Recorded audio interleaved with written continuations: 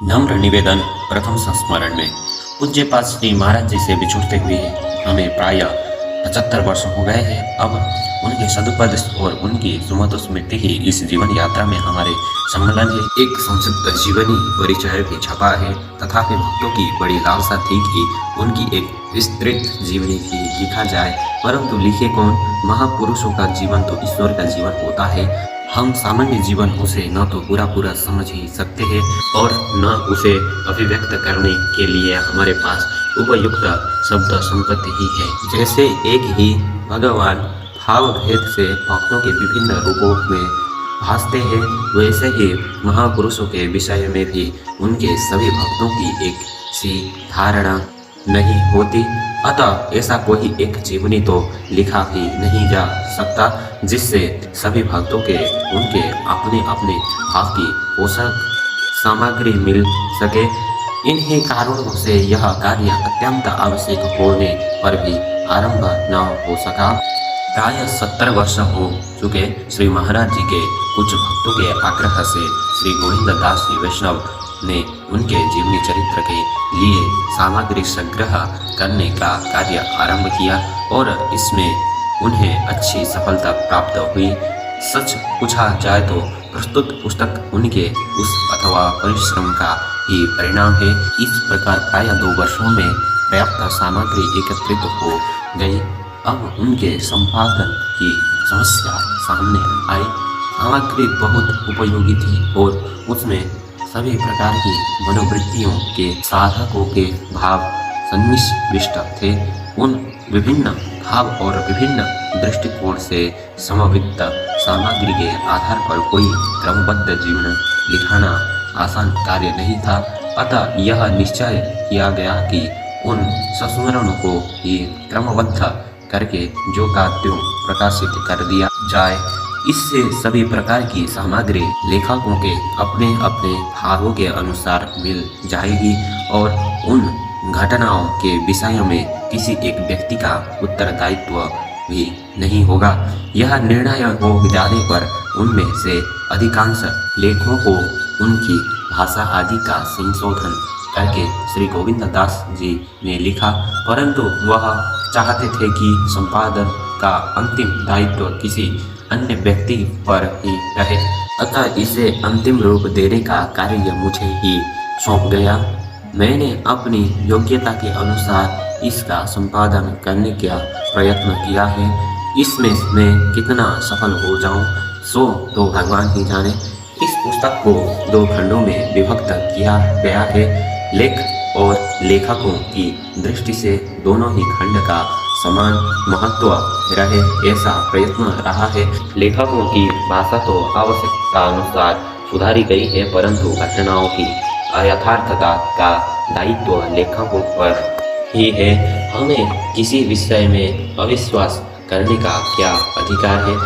महापुरुषों के जीवन में ऐसा कौन आश्चर्य है जो दुर्घटना हो, तथापि स्थान का संकोच होने के कारण बहुत से लेख छोड़ने भी पड़े हैं और अनावश्यक समझ कर प्रस्तुत लेखकों की भी कुछ घटनाएं छोड़ दी गई है।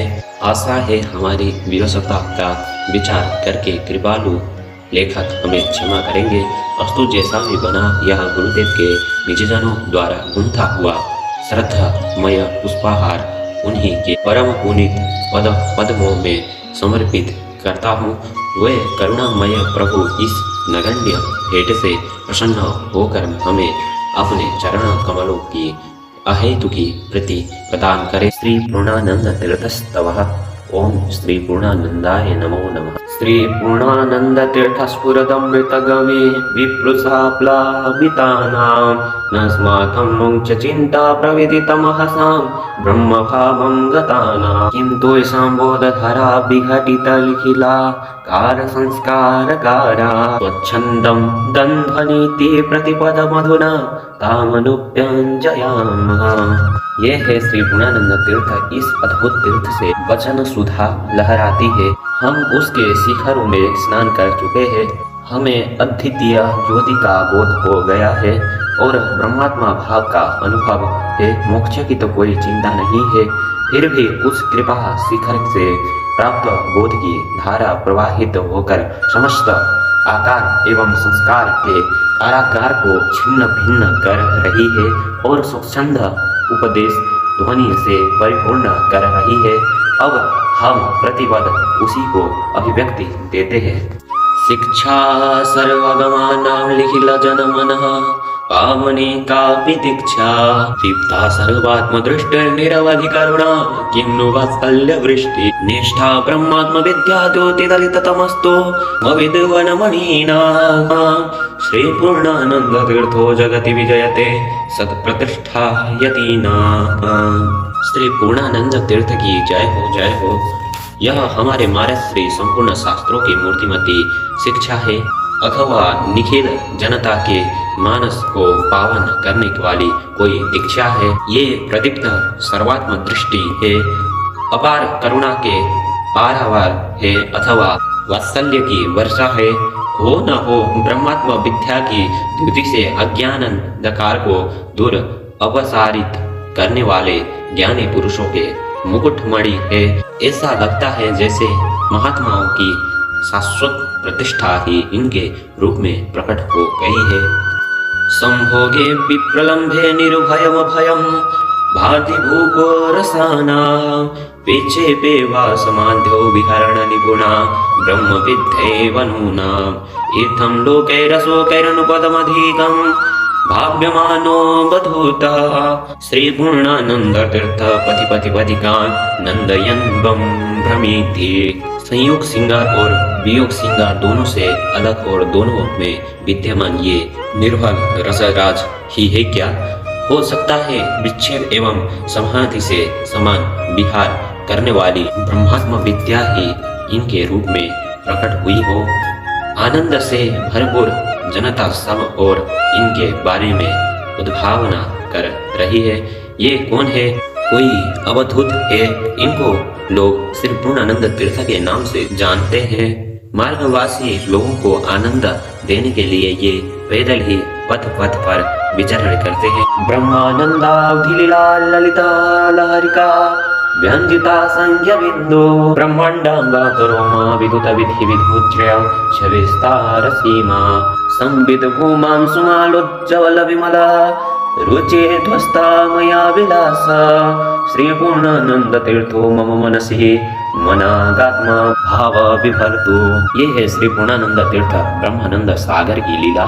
ललित असंख्य बिंदुओं से छलकते हुए राशि राशि ब्रह्मांड इनके रोम रोम में स्थित है। विष्णु ब्रह्म और शंकर के विस्तार की सीमा टूट चुकी है। अनंत संपत्ति के राशि राशि चिदाभास रश्मि समूह की चमक से माया विलास का विध्वंस हो रहा है। यही श्री महाराज जी कृपा पूर्वक हमारे मन में थोड़ा सा आत्मभाव भर दे। तीर्थानां नास्ति संख्या विलसति पुरतः कापि तेषाम् अभीख्या येषां स्नान प्रदान प्रवचन पटिमा काम कालं नातिसेते सच्चित्रं यस्य चित्रकलितमपि मनः श्रेयसां प्रेयसां च परक्ष्यं संविधत्ते वितरति परमां पूर्णताम् आत्मरूपाम्। ये तीर्थों की संख्या नहीं है। गंगा पुष्कर आदि महात्मा गण विद्वान सभी तीर्थ है। उनकी अद्भुत शोभा प्रत्यक्ष रूप से अनुभव में आती रहती है। उनमें स्नान करो, दान करो, प्रवचन सुनो। उनकी पटु सभी कलाओं का अतिक्रमण कर जाती है।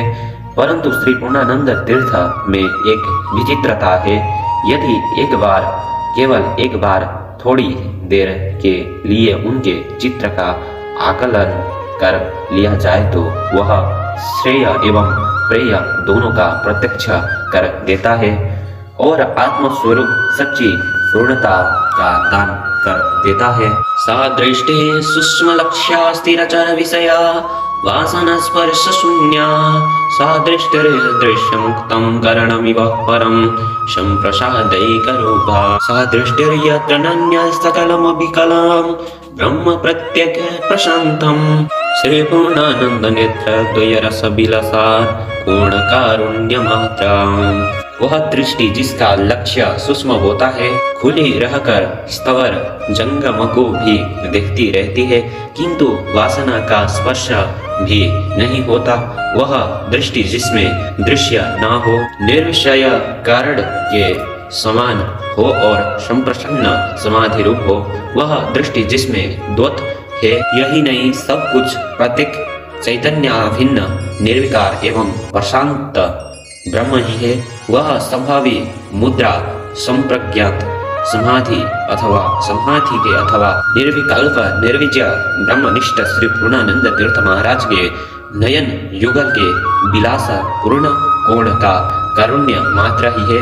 यत्किंचद वास्तु वस्तु प्रणवत कृतिनो ज्ञान तो वा श्री पूर्णानंद तीर्थ स्मृत कर्ण पवन वर्षधन्यं धरण्याम् यत् संपर्कादनर्हामिव हरिहरतां मन्यमाना महान्ता स्वान्तर्व्योम्नि प्रशान्ता निरुपधि विमलं ब्रह्म पूर्णं लभन्ते। सज्जनों, धरती पर चाहे कोई भी वस्तु क्यों न हो, जो श्री पूर्णानंद तीर्थ के अमृत कर्ण से प्लवित वायु के स्पर्श से धन्य हो चुके हैं, महाराज जी को ज्ञान या अज्ञान से प्रणाम कीजिए। उस वस्तु के संपर्क से महापुरुषों के हृदय में भी वैराग्य की ऐसी उदात्त भावना उदित हुई है कि उन्होंने हरिहर पदवी को भी अयोग्य समझकर अपने हृदय आकाश में प्रसाप्त निर्मल पूर्ण ब्रह्म को प्राप्त किया है। रे ब्रह्मांड पुण्य फलत बहुविधम रोमकूपेष्वभीक्षणा मीसाढे सबका निज पद विहिताम सद्व्यावस्थां विधस्ता रक्ता भक्ता विरक्ता विलसत सकलम सत्काले निष्कले वा श्री पूर्णानंद तीर्थ वयमिह कुशला उत्कलम संविशाम। अरे कोटि कोटि ब्रह्मांडों, तुम हमारे एक एक रोमकूप में भिन्न भिन्न प्रकार से बार बार फूलो फलो। अरे ब्रह्मांड के स्वामियों, तुम आकाश के अनुसार अपने पद की मर्यादा के अनुसार ब्रह्मांडों की सद्व्याख्या करो। रागी भक्त और विरक्तों, तुम लोग सकल सत्कल या निष्कल ईश्वर में विहार करो। हम चतुर लोग इसी धरती पर इसी जीवन में उत्कल श्री पूर्णानंद तीर्थ में भली हाथी प्रवेश कर रहे हैं। माया छाया बराके कथम विबलभता मय्यनन्ते प्रतिष्ठा मस्ताने चेश्वरत्वं दुहिनं हरिहरा अन्तवैहे स्फुलिंगा अद्वैते द्वैत खिला गगननलिनत्वत् स्वप्नवञ्चेव मेला श्री पूर्णानंद वाणी श्रुति शिखरत सुधा स्वर्णदीन पुनातु। तुच्छ माया छाया मात्र है, वह मुझ अनंत में स्थान कैसे पा सकती है? ईश्वरता भी किसकी? कैसे राम राम ब्रह्मा विष्णु महेश तो मुझमें आग की चिंगारी के समान है। अद्वैत में द्वैत का खेल आकाश में कमल के खेल सा है और जीवों का मेल स्पंद सा। यह है श्री पूर्णानंद तीर्थ की वाणी। यह श्रुति शिखर अर्थात वेद के शिरोभग वेदांत की सुधा गंगा है। यह हमें पवित्र करे। भक्ति श्रद्धे कमूला विरहित विषया बोधमूलम विरक्ति दिग्ध्यासा लक्षितेर्थे श्रवण मनन जा संप्रसूते समाधिं ज्ञानाभ्यंस प्रधान घनरतिरुदिता हन्त्य विद्यामवाद्यां श्री पूर्णानंद तीर्थे वचसि वयममि निर्भरं वंदिता स्मः। भक्ति एकमात्र कारण है। श्रद्धा ब्रह्मबोध का साधन है। वैराग्य संपूर्ण विषयों में अरुचि वैराग्य है। श्रवण मननजन्य निधिध्यासन लक्ष्यार्थ में समाधि को जन्म देता है। ज्ञानाभ्यास प्रधान धनरति उदित होकर भद्र जननी विद्या का नाश कर देती। यह है श्री पूर्णानंद तीर्थ जी महाराज के वचन जो स्वयं तीर्थ है।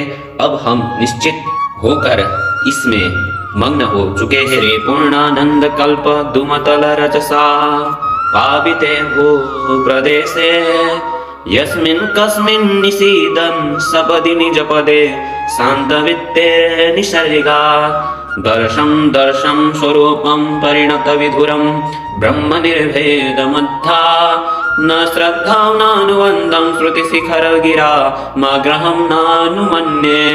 श्री पूर्णानंद तीर्थ है कल्प वृक्ष, उनके पाद तल की धूति से पावन जिस किसी भूमि प्रदेश में बैठते ही बिना किसी साधन के तत्काल वृत्ति अपने स्वरूप में शांत हो जाती है। परिणाम रहित निर्भेद ब्रह्म अपना ही स्वरूप है, इसका साक्षात्कार होने लगता है। अब मुझे श्रद्धा, अनुबंध, चतुष्टय अथवा वेदांत श्रवण के बिना ब्रह्म ज्ञान नहीं होता, इस मतवाद में आग्रह नहीं रहा। यस्याज्ञा धर्मशास्त्रं सहज सूचि तथा ब्रह्म विद्या नवध्या ध्यानं सर्वात्मभानं स्थिरचरहितकृत क्षेमुषी शांति भूंसा आश्चर्यं चारुचर्या जननयन मनो मोहिनी मुक्तवर्या तं पूर्णानंद तीर्थं गुरुममृतमृतं ब्रह्ममूर्तं प्रपद्ये। जिनकी आज्ञा धर्मशास्त्र है, सहज पावन वार्ता लाभ निर्दोष ब्रह्म विद्या है, सर्वात्म भाव ही ध्यान है, शांति रूप अलंकार से अलंकृत बुद्धि चराचर हित कारिण है, जिनकी आश्चर्यमयी चारोचा जनन यन मनोमोहिनी एवं मुक्त पुरुषों के लिए भी वर्णनीय है। उन अमृत ऋतु गुरुदेव श्री पूर्णानंद तीर्थ की मैं शरण ग्रहण करता हूँ। गुरुदेव ही मूर्त ब्रह्म है। आनंद ब्रह्म विद्यामति जिगमिषव तैस्तिरीयां गभीरं मीमांसन्ते स्म विश्वं तदुदय विलयां निर्भयस्तस्वरूपां कल्याणी कर्मवाणी विमृशति मधुरं वीणयन्ते च तत्त्वां तत्पूर्णानंद तीर्थे मधुनि वयममी निर्द्वयं लीलयामः। आनंद ब्रह्म का ज्ञान प्राप्त करने के लिए तैत्तिरीय शाखा के अनुयायी गंभीर मीमांसा करते हैं कि विश्व का उदय विलय आनंद ब्रह्म से ही होता है, आनंद ब्रह्म में ही होता है। वे निर्भय होकर विश्व को ब्रह्म स्वरूप कहते हैं। काढ़व शाखा की कल्याणी वाणी मधु मधु कहकर तत्व का मधुर रूप में संगीत गाती है। अतएव मधुमय पूर्णानंद रूप तीर्थ में निर्द्वय होकर हम क्रीड़ा कर रहे हैं। धर्म काम विशेष ऐसा विहिता शास्त्रे मन शुद्धये शुद्ध्या सिद्ध पदार्थ बोधन विधा निर्वाधमाधीयते तत्त्वं त्वं तदिति ब्रह्मा श्रुतिरमा भेद भ्रमा ओहिनी पूर्णानंद पद प्रसाद परमा सद्य क्षमा मुक्तये। कर्म विशेष का ही नाम धर्म है। यह मन शुद्धि के लिए शास्त्रों के द्वारा विहित होता है। मन शुद्धि होने पर सिद्ध वस्तु के बोध की प्रक्रिया निर्विघ्न हृदयंगम हो जाती है। वह तुम हो, तुम वह हो, यह प्रभा श्रुतियों का सार सर्वस्व लक्ष्मी है। यही भेद भ्रम को दूर करती है। इसी से पूर्णानंद पद का पूर्णता अनुभव होता है। मुक्ति की तत्काल प्राप्ति के लिए यही समर्थ प्रमाण है। क्षीराब्धिस्ना पीतांग पथित गिरिशिरो नीलरत्नांग जन्मार आर्तत्राणैकांत शिक्षा छवित कालिमलो लब्ध संन्यास दीक्षा ब्रह्मात्मैक्यानुभूति प्रखर विकरोत् द्योतमोहान्धकारो विश्वात्मा प्रत्यगात्मा विहरतु हृदये पूर्ण आनंद तीर्थः। गिरीश शिरोमणि नीलाचल स्वयं लक्ष्मी पिता क्षीरसागर जिनके चरण विंद का प्रक्षालन करते रहते हैं। हमारे श्री पूर्णानंद तीर्थ गुरु वहां जन्म लिए। उन्होंने सारी शिक्षा ऐसी प्राप्त की जिससे अंधों का संरक्षण हो, लोगों के मन से कलियुग की मलिनता धो दी, संन्यास दीक्षा ग्रहण की, ब्रह्मात्मैक्यानुभूति की, प्रखर रविरस रोशनियों से मोहांधकार का निवारण कर दिया। गुरुदेव ही विश्वात्मा है, गुरुदेव ही प्रत्यगात्मा है, गुरुदेव ही अद्वितीय पूर्णानंद तीर्थ है। हमारे हृदय में चिरकाल तक विहार करेंगे। आविर्भूतं पुरस्तान् महदः महो यद्रहो योगिगम्य रम्यं स्वानन्दपूर्णं स्मितललितमुखं स्निग्धमुग्धावलोकम् आश्लिष्यद् वक्षसालं भ्रमिसदत्तिरसान् मूर्ध्निहस्ताम्बुजाभ्यां लोलाशीलान्तरङ्गं मननयनयुगां नर्यगं संजकास्तु। एकांत साधना करके योगीजन जिस महान दिव्य ज्योति का दर्शन प्राप्त करते हैं, आश्चर्य है वही मेरे नेत्रों के सामने प्रकट हो गई है। कितना रमणीय आत्मानंद से परिपूर्ण मुखर विंद स्मित सुंदर अवलोकन स्नेह से भरपूर एवं मुग्ध है। यह दिव्य ज्योति मुझ अपने वक्षस्थल से आलिंगन करना चाहती है। बड़े प्रेम से कर कमलों से सिर स्पर्श कर रही है। इसका हृदय लीला के भाव से परिपूर्ण है। यह मेरे दोनों नेत्रों के सामने काल कल्पना से मुक्त होकर प्रकाशित होती रहे। पूर्णानंद दया दृशा रस दया शाश्वत प्रसादोदया ब्रह्म ज्ञान विनोदया जनमनो मोदायनी खेदया विश्वे प्रेम विकासः समुदया जनमनो मोदायनी खेदया विश्वे प्रेम विकासः समुदया त्रैलोक्य संपद दया पूर्णानंद दया मदीय मनसे कंचित कर्ण यच्छतो।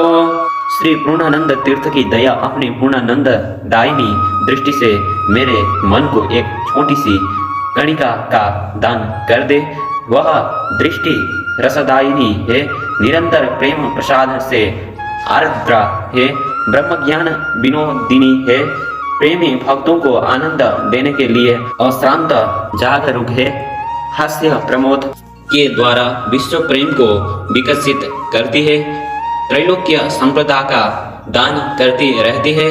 हाँ, ऐसी है यह उनकी दृष्टि। श्री कृष्ण अर्जुन संकथामृत निधेर धीरं गभीरं तरं तत्त्वान्वेषण तत्परैरधिगतं कैकैर्न सद्धीवरे किन्तु प्रत्न विचार रत्ननिकरा नानीयदाने प्रभो पूर्णानंदमृतेन कश्चिदिति तां सर्वात्मनं संश्रये।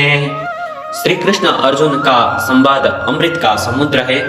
उसके धीर गंभीर तल की थाह तत्वान्वेषण तत्पर किन किन सद्धिमान धीवरों ने नहीं पाई, अर्थात बहुतों ने पाई, क्योंकि उनके हृदय में तत्वानुसंधान के लिए पूर्ण तत्परता थी। परंतु प्राचीन विचार रत्नों की राशि ढूंढ कर लाने और लोगों को देने का समर्थ जैसा श्री पूर्णानंद जी तीर्थ में है, वैसा उनके अतिरिक्त अन्य किसी में नहीं है। अतएव सर्वात्माना में उनका आश्रय ग्रहण करता हूँ। जीवन मुक्तिर विशिष्ट बत विगत वपुर मुक्तिरिष्टेति पृष्ठः सुस्पष्टं योगग्रहणाद् उभयमपि मृषा साधिता शान्तताभ्यां मोहापायोपलक्ष्य स्वयमय भवयो मुक्तिरात्मैव नान्या पूर्णानंदय तस्मै प्रणिहित मनसा तंदधेहं नमासि। यह पूछने पर कि जीवन मुक्ति श्रेष्ठ है अथवा विदेह मुक्ति, श्री महाराज ने स्पष्ट अनुग्रह किया कि दोनों ही मिथ्या है, क्योंकि दोनों ही आदि अंत वाली अनित्य है। अज्ञान के विनाश से अलक्षित आत्मा ही मुक्ति है और कुछ मुक्ति नहीं है। ऐसा लोकोत्तर उत्तर देने वाले श्री गुरुदेव पूर्णानंद तीर्थ जी महाराज को एकाग्र मन से मैं बार बार नमस्कार कर ध्यान करता हूँ।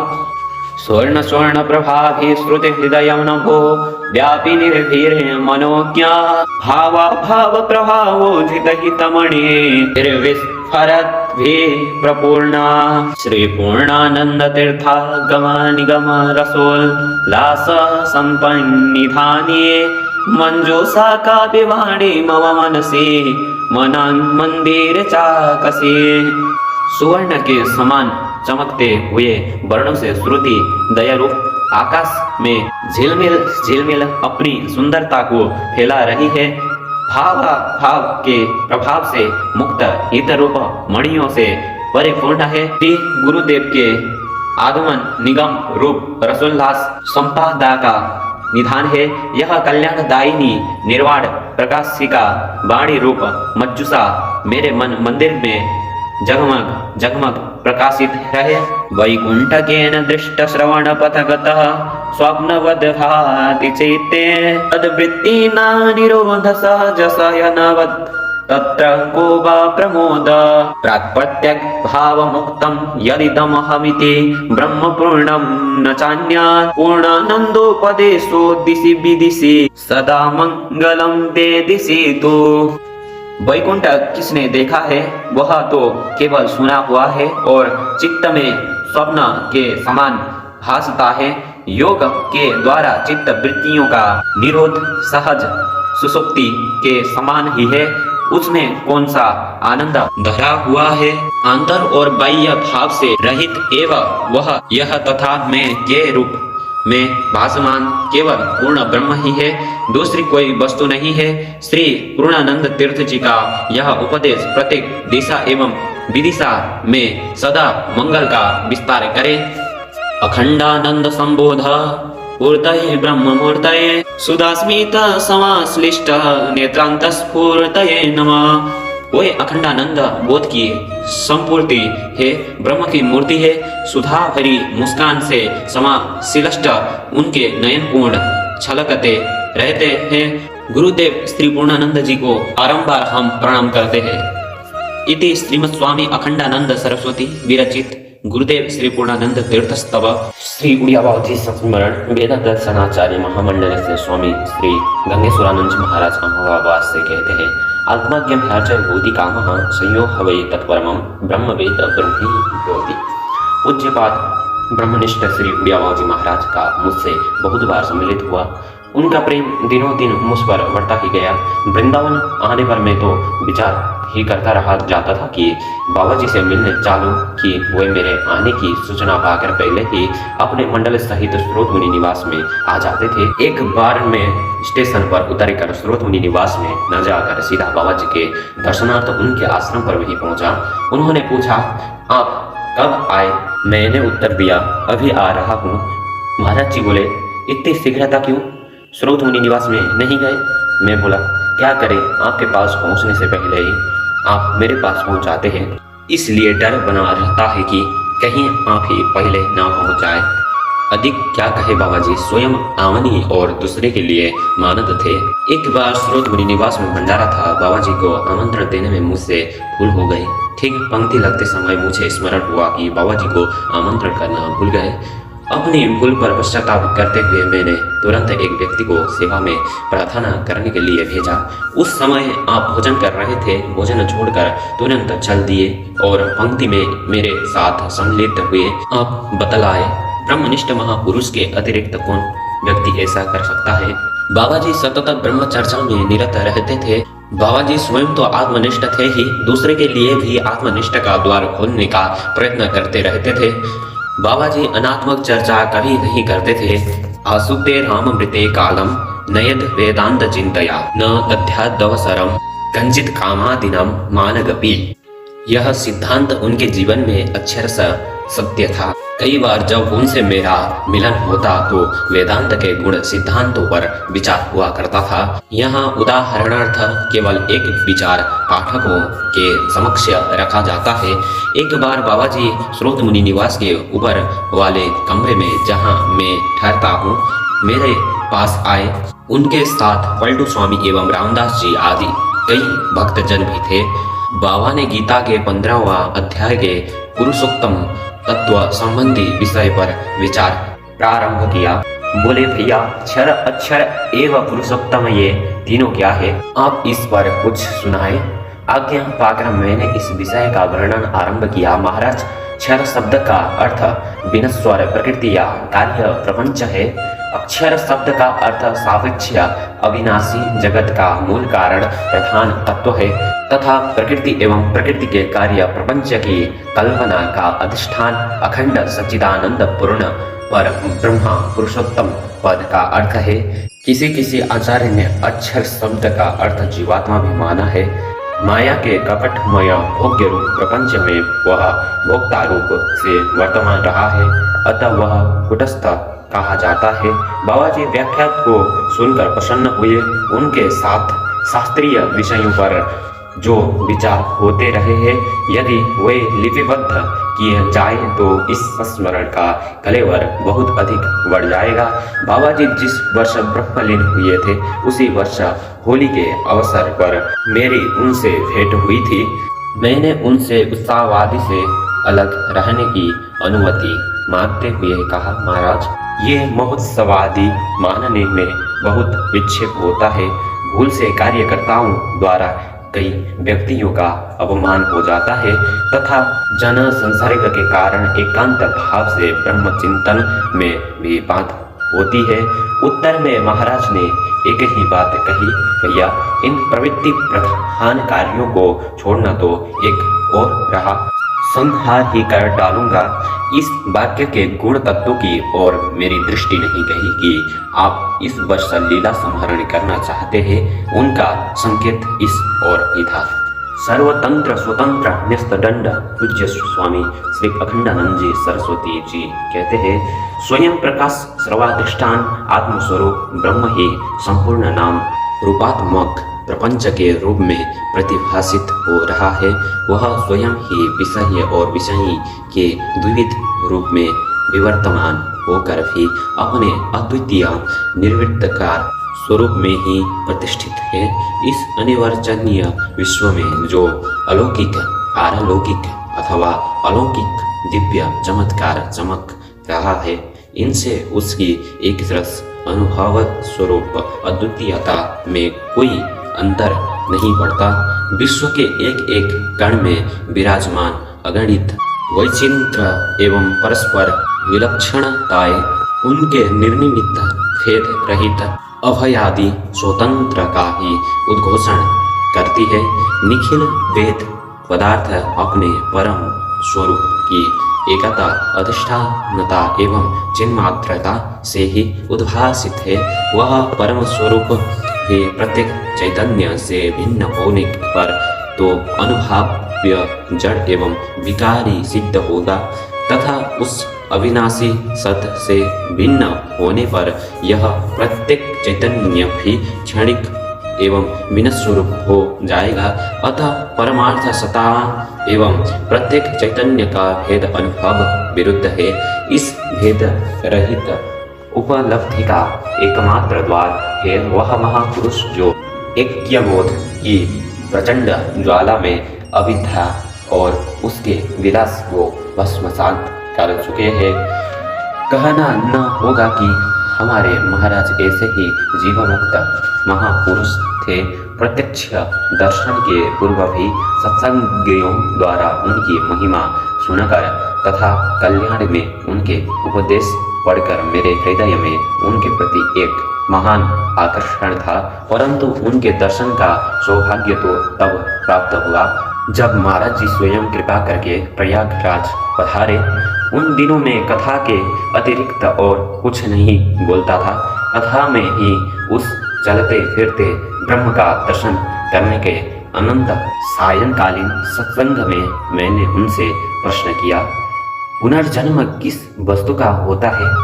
मैंने अपने मन में यह सोचा था कि वे वेदांतियों और वेदांत ग्रंथों में प्रसिद्ध यह उत्तर देंगे कि 17 तत्वों वाले लिंग शरीर का ही पुनर्जन्म होता है। साथ ही कहेंगे कि मनुष्य इस जन्म में जो सुख दुख रूप फल भोग रहा है, इससे पूर्व जन्म में किए हुए कर्मों की सिद्धि होती है तथा इस जन्म में किए गए जाने वाले कर्मों के फल अभी देखने में नहीं आते, इसलिए आगामी जन्म की सिद्धि होती है।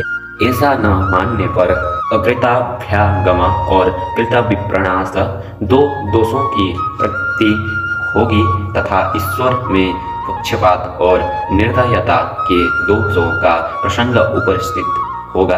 अतः पुनर्जन्म अवश्य स्वीकार करना चाहिए।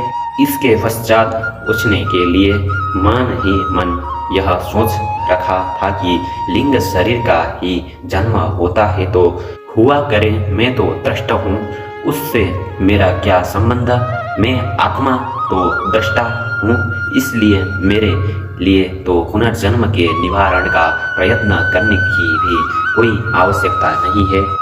परंतु यह सब तो मेरा मनोराज्य था। उनका उत्तर था अश्रुतपूर्व। उन्होंने कहा, विचार पुनर्जन्म के निषेध के लिए किया जाता है, सिद्धि के लिए नहीं। इतना कहकर वे हंसने लगे। मैं इस अतिरिक्त उत्तर पर आश्चर्यचकित रह गया। बात कितनी सीधी सादी किंतु मनस्पर्शी है। अविद्या से सिद्ध वस्तु की उपपत्ति के लिए विचार को क्या आवश्यकता है, उसकी तो निवृत्ति का ही प्रयत्न करना चाहिए। उन्हीं दिनों की बात है, झूसी के सुप्रसिद्ध संत ब्रह्मचारी प्रभु दत्त जी के यहाँ 1 वर्षीय नाम यज्ञ की पूर्णाहुति का समारोह था।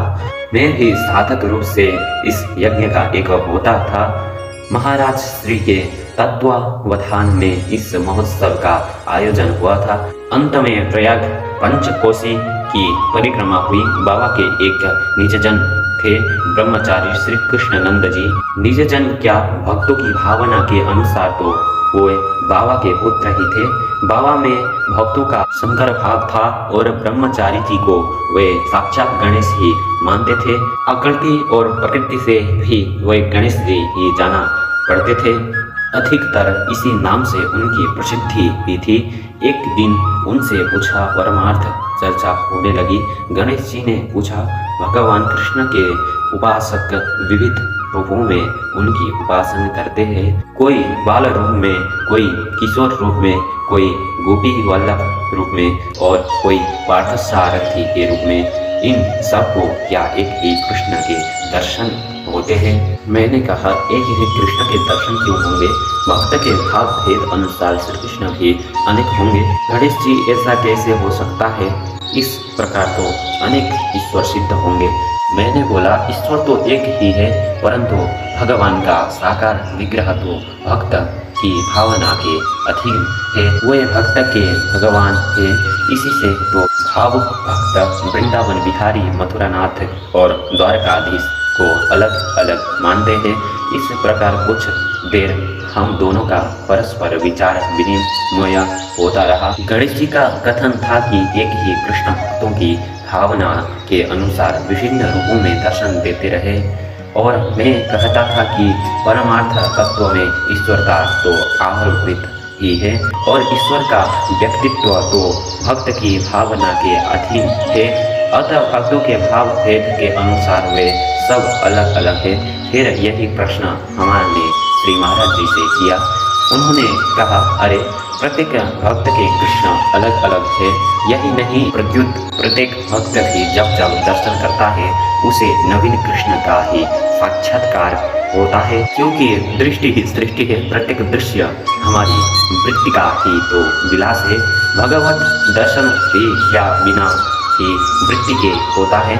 अतः भक्त जब जब भगवदाकार वृत्ति करता है उसे नवीन भगवत मूर्ति का ही दर्शन होता है। भगवान तो एक भी है और अनेक भी है। स्वरूप वे एक है और भक्तों के लिए अनेक। हमारे महाराज श्री तत्वनिष्ठ नहीं, स्वयं तत्व ही थे। उनकी वाणी तत्व की ही नहीं, स्वयं तत्व की ही वाणी होती थी। महाराज जी उसी की भाषा में बोलते थे। इन्हीं दोनों की बात है। कल्याण का वेदांत का प्रकाशित होने वाला था। उसके लिए आपके उपदेशों का संग्रह करने के उद्देश्य से कल्याण परिवार के कुछ सदस्य आए हुए थे। उनके तथा अन्य जिज्ञासुओं के साथ आपका वेदांत विषय का सत्संग चलता था। उसमें मैं भी सम्मिलित होता था। एक दिन मैंने पूछा, महाराज जी, आत्मा तो अपना स्वरूप ही है, अतः वह अपने से कभी परोक्ष हो ही नहीं सकता। फिर आत्मा का परोक्ष ज्ञान कैसे? मैं तो समझता था कि आप कहेंगे ज्ञान सर्वदा अपरोक्ष ही होता है, परंतु आपने बड़ा ही चमत्कार पूर्ण उत्तर दिया। बोले, ज्ञान अपरोक्ष भी नहीं है, जो स्वयं है उसका क्या परोक्ष और क्या अपरोक्ष, केवल जिज्ञासुओं का भ्रम मिटाने के लिए ही परोक्ष और अपरोक्ष ज्ञान की कल्पना की जाती है। मैं सुनकर चकित रह गया। मैंने इस प्रकार का खुला उत्तर पहले कभी नहीं सुना था। यद्यपि उस समय मुझे दृढ़ निश्चय था कि मैं तत्वज्ञानी हूँ। इसी प्रकार एक बार जब मैंने पूछा, महाराज जी, जीवन मुक्ति श्रेष्ठ है या विदेह मुक्ति? तो महाराज जी बोले, भैया, इनका संकल्प ही अमंगल है, ऐसी थी आपकी तत्व दृष्टि। मैं पूर्वाश्रम में और संन्यास लेने के पश्चात भी अनेकों वर्ष श्री महाराज जी की सन्निधि में रहा हूँ। महाराज जी मुझे नित्य नए ही जाना पड़ते थे। उनका अनुग्रह क्षण क्षण में प्रकट होता रहता था। वर्षों बीत जाने पर भी उनकी गुणोक्ति को सुनकर आश्चर्य होता था। हम जो उनके निकट संपर्क में आते थे, त्यों उनका स्वरूप और भी आश्चर्यमय प्रतीत होता था। श्रीमद् भागवत गीता में आत्मतत्व के विषय में जो आश्चर्य रूपता की बात कही है, वह उनके तो व्यक्तित्व के विषय में ही चरितार्थ होती थी। आश्चर्यवद पश्यति कश्चिदेनमाश्चर्यवद्वदति तथैव चान्यः आश्चर्यवच्चैनमन्यः शृणोति श्रुत्वाप्येनं वेद न चैव कश्चित्। कारण कि वे अपने व्यक्तित्व को सर्वथा मिटा चुके थे।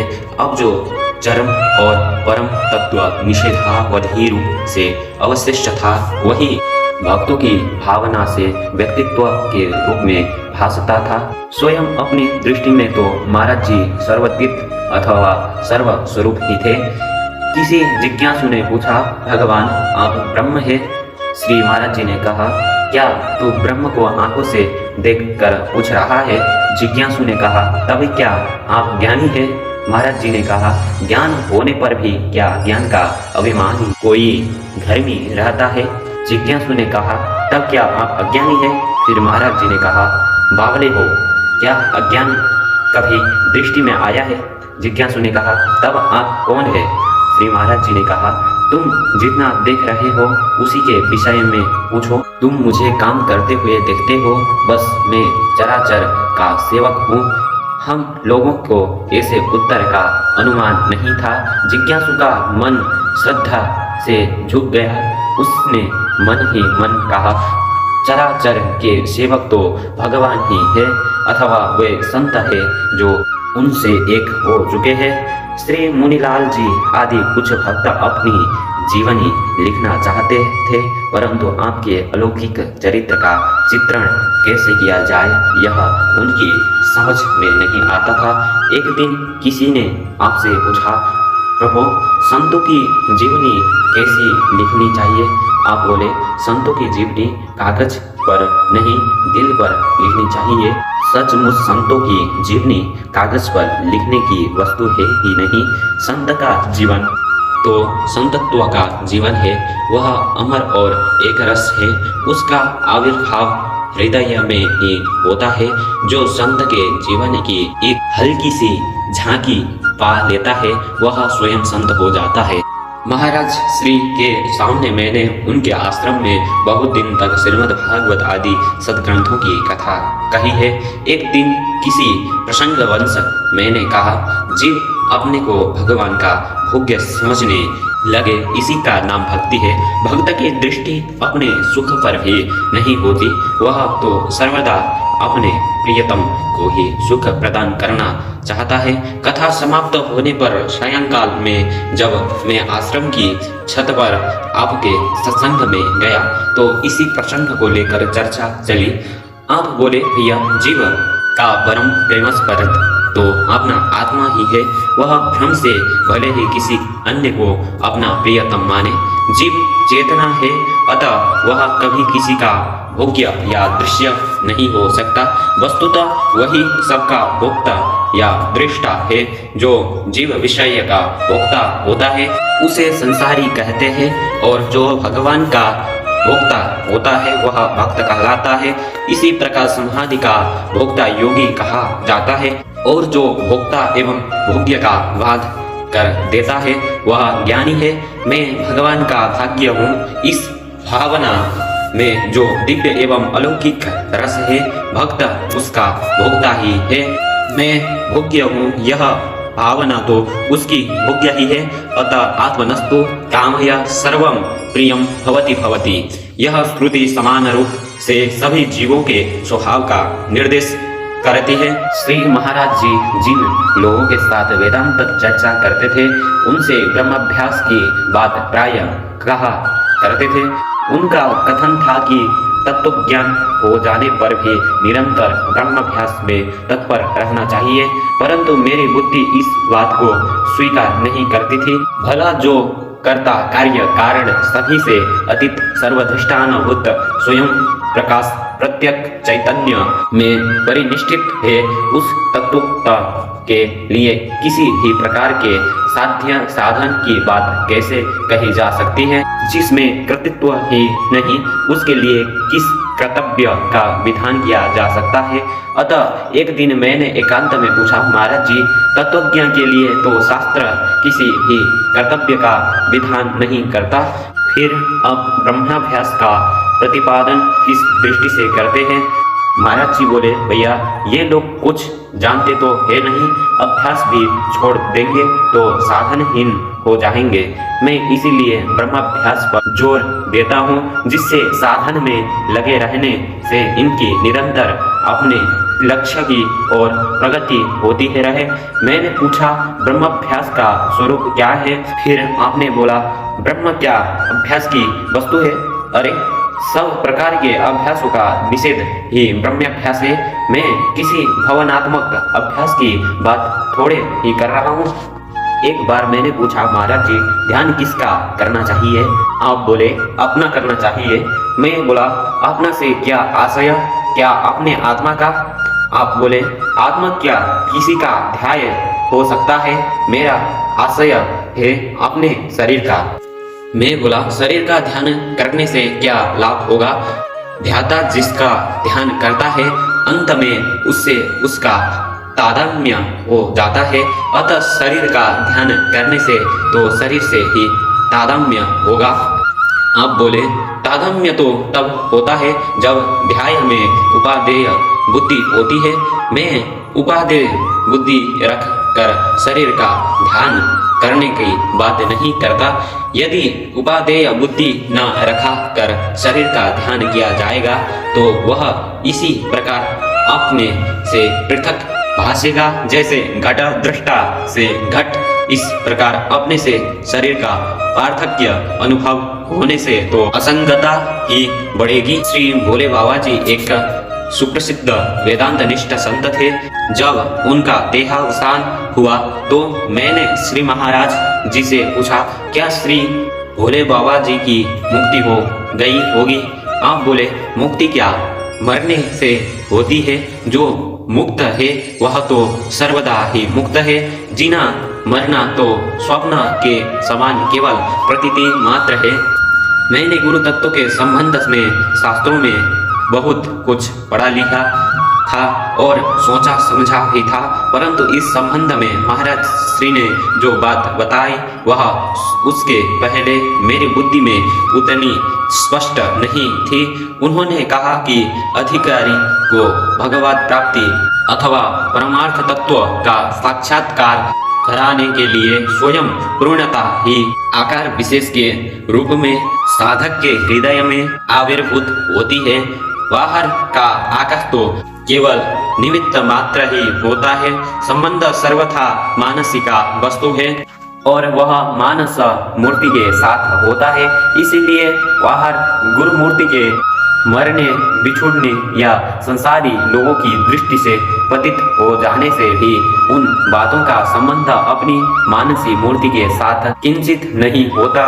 अपनी वासना के अनुसार जितनी भी स्वप्नवाद सृष्टियां बनेंगी, जन्म जन्मांतर होंगे, अंतर तल के गंभीर प्रदेश में विराजमान वह गुरुदेव भी बार बार अपने शिष्य के साथ जन्म लेते रहेंगे।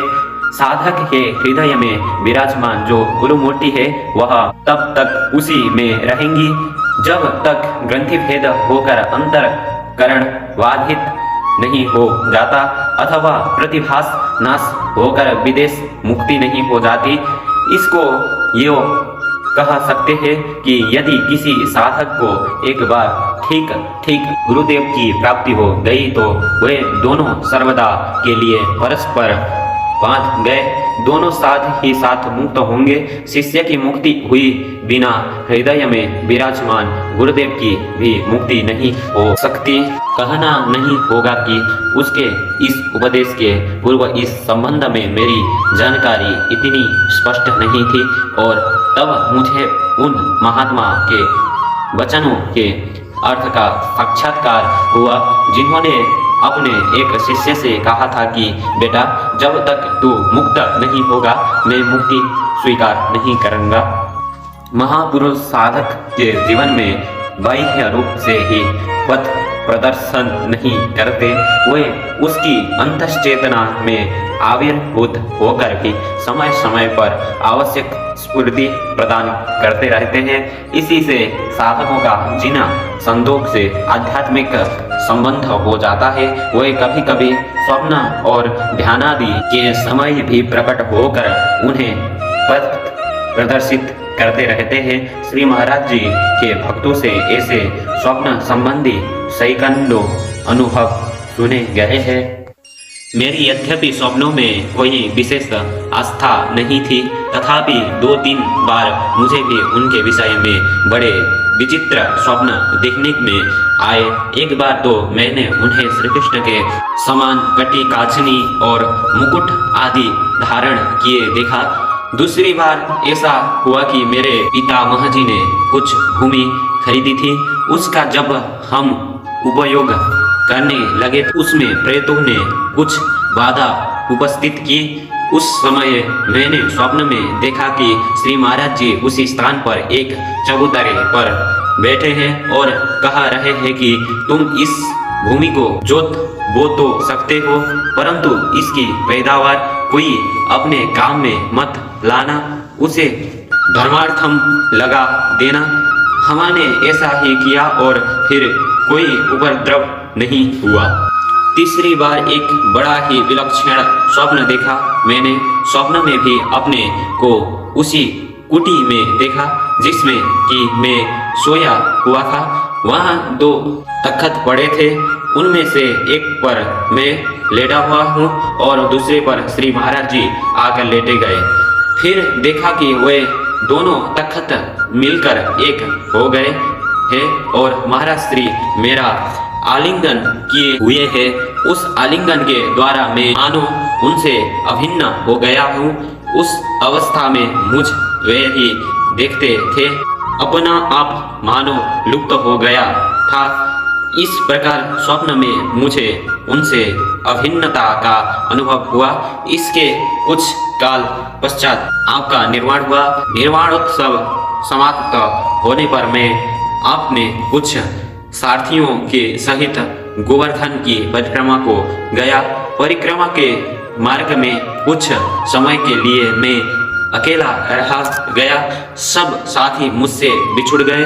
उस समय स्वयं ही मेरे मन में कुछ मनोराज्य होने लगा। मैंने देखा सामने से श्री महाराज जी आ रहे हैं। उन्होंने मुझे आलिंगन किया है और मैं उनसे अभिन्न हो गया हूँ। कुछ देर यह स्थिति रही, फिर मैं सचेत हो गया और थोड़े देर में ही मेरे साथी ही मिल गए। ऐसा था हमारे महाराज श्री का अलौकिक स्वरूप। उनके विचार का उत्कर्ष, चित्त की समाधि, जीवन की प्रेममयता और रहने की सादगी पास रहकर देखने योग्य थी। भक्त लोग उनको सर्वज्ञ एवं सर्वशक्तिमान मानते थे। बहुतों के तो वे गुरु देव ही नहीं इष्ट देव भी थे। एक दिन की बात है, अभी मैं सन्यासी नहीं हुआ था। रात्रि के समय आश्रम की छत पर लेटा हुआ था। मेरे पास थे एक सन्यासी मित्र स्वामी निर्मल दास जी। हम दोनों ने निश्चय किया कि कहीं एकांत में चलकर दोनों साथ साथ रहे। प्राप्त काल 4 बजे हम दोनों वेदांत के सत्संग में श्री महाराज जी के पास गए। आप बोले, शांतनु, तुम दोनों का साथ रहना ठीक नहीं है। मैंने मन ही मन सोचा, क्या महाराज जी ने हमारी बात जान ली है? यदि ऐसी बात है तो इस समय ही ये मुझे खाने के लिए कोई चीज दे, तब मैं समझूंगा कि ये मेरी मन की बात जान गए हैं। तुरंत आपने एक सेवक को पुकार कर कहा, भैया शांतनु को इस समय भूख लगी है, कुछ लाओ तो। सेवक कुछ सामग्री ले आया और मुझे प्रसाद में बहुत से केले और पेड़े मिले। मैं लज्जा और संकोच से दब गया। क्या प्राप्त काल 4 बजे का समय भी भोजन के लिए उपयुक्त होता है? श्री महाराज जी के विषय में ऐसी एक नहीं अनेकों घटनाएं जीवन में देखी और सुनी है, परंतु सिद्धियों की बात को न तो वे महत्व देते थे और न मेरी दृष्टि के ही उनका विशेष महत्व है। वे तो अधिकतर ऐसी बातों को स्वीकार भी नहीं करते थे। हमारी दृष्टि में तो उनका सबसे बड़ा चमत्कार यह था कि वे सभी से प्रेम करते थे, सभी को अपना मानते थे और हम से प्रत्येक व्यक्ति यही समझता था कि उनकी सबसे अधिक कृपा उसी पर है। यद्यपि उनके समीपवर्ती लोगों के रुचि, स्वभाव, साधन एवं विचारों में बहुत अधिक भेद था, तथापि वे सभी को अपने जान पड़ते थे। बाबा जी भक्त के लिए भक्त, ज्ञानी के लिए ज्ञानी, कर्मी के लिए कर्मी और योगी के लिए योगी थे। श्री राम भक्त उन्हें राम रूप में देखते थे, श्री कृष्ण भक्त कृष्ण रूप में और शैवों को उन्होंने शिव रूप में दर्शन दिए थे। 100-200 मील रहने वाले भक्तों ने भी समय समय पर ऐसा अनुभव किया कि श्री महाराज जी ने प्रकट होकर उनके जहाँ भोग लगाया, भक्तों पर कोई आपत्ति विपत्ति आ पड़ती तो महाराज जी उनके एकमात्र सहायक होते थे। मैं एक बार कर्णवास में बीमार पड़ गया था, तो उस समय महाराज जी रात भर नहीं सोए, मेरे ही आसपास चक्कर काटते रहे। निरभिमानता की तो वे मूर्ति ही थे। साहिम मान प्रद आहु आमानी, आप सर्वदा पैदल ही यात्रा करते थे। रास्ते में जब कोई आगे चलता दिखाई देता और कोई भक्त उससे रास्ता छोड़ने के लिए कहने को आगे बढ़ता तो आप उसे डांट देते अथवा उसके कहने से पहले ही रास्ता काटकर आगे निकल जाते। इस बात का आप बहुत ध्यान रखते थे, किसी को तनिक भी कष्ट न पहुंचने पाए। यदि आश्रम में कहीं गंदगी दिख जाती या बर्तन जूठे पड़े हो तो किसी से कुछ भी ना कहकर स्वयं ही झाड़ू लगाने या बर्तन मांजने के लिए दौड़ पड़ते थे। उनकी सभी के प्रति समदृष्टि थी, किसी को भूखा वे देख नहीं सकते थे। कई बार समागत व्यक्ति को भोजन कराकर वे स्वयं भूखे रह जाते। अच्छा भोजन उनसे किया ही नहीं जाता था। खीर, पूड़ी, दूध, मिठाई और फल आदि में उनकी स्वाभाविक ही अरुचि थी। स्वयं तो सबको भोजन करा देने के पश्चात ही खाते थे। दूर वाले तो समझते थे कि ये गुरुदेव है, पूजते हैं, धनी है, मौज से रहता है, परंतु निकट वाले जानते थे कि वे एक एक की पूजा में ही लगे रहते हैं, सबकी पूजा ही करते हैं। पास में एक कौंडी नहीं रखते थे और कभी किसी से कुछ मांगते नहीं थे। कभी कभी तो बिना कुछ ओढ़े बिछाए पृथ्वी पर ही सो जाते थे। सचमुच वैराग्य की तो वे मूर्ति ही थे। साधन काल में आप कभी लेटकर नहीं सोते थे, पीछे भी कभी आपको 2-3 घंटे अधिक सोते हुए किसी ने नहीं देखा। अपनी निंदा सुनकर आपको प्रसन्नता होती थी और जो निंदा करता उसे अपने समीप रखकर सबसे अधिक उसी का आदर सत्कार करते थे। दूसरों के साथ संबंध निभाना आप सुख जानते थे। जिससे जिस प्रकार पहले दिन मिले उसके साथ जीवन भर वैसा ही वर्ताव किया। किसी को बुलाना या हटाना तो आप जानते ही नहीं थे।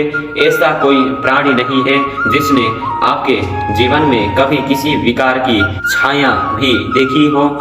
आपके मुखमंडल पर सर्वदा प्रसन्नता खिलती थी, रोम रोम उत्साह से फड़कता था और आपकी चाल में अद्भुत मस्ती थी।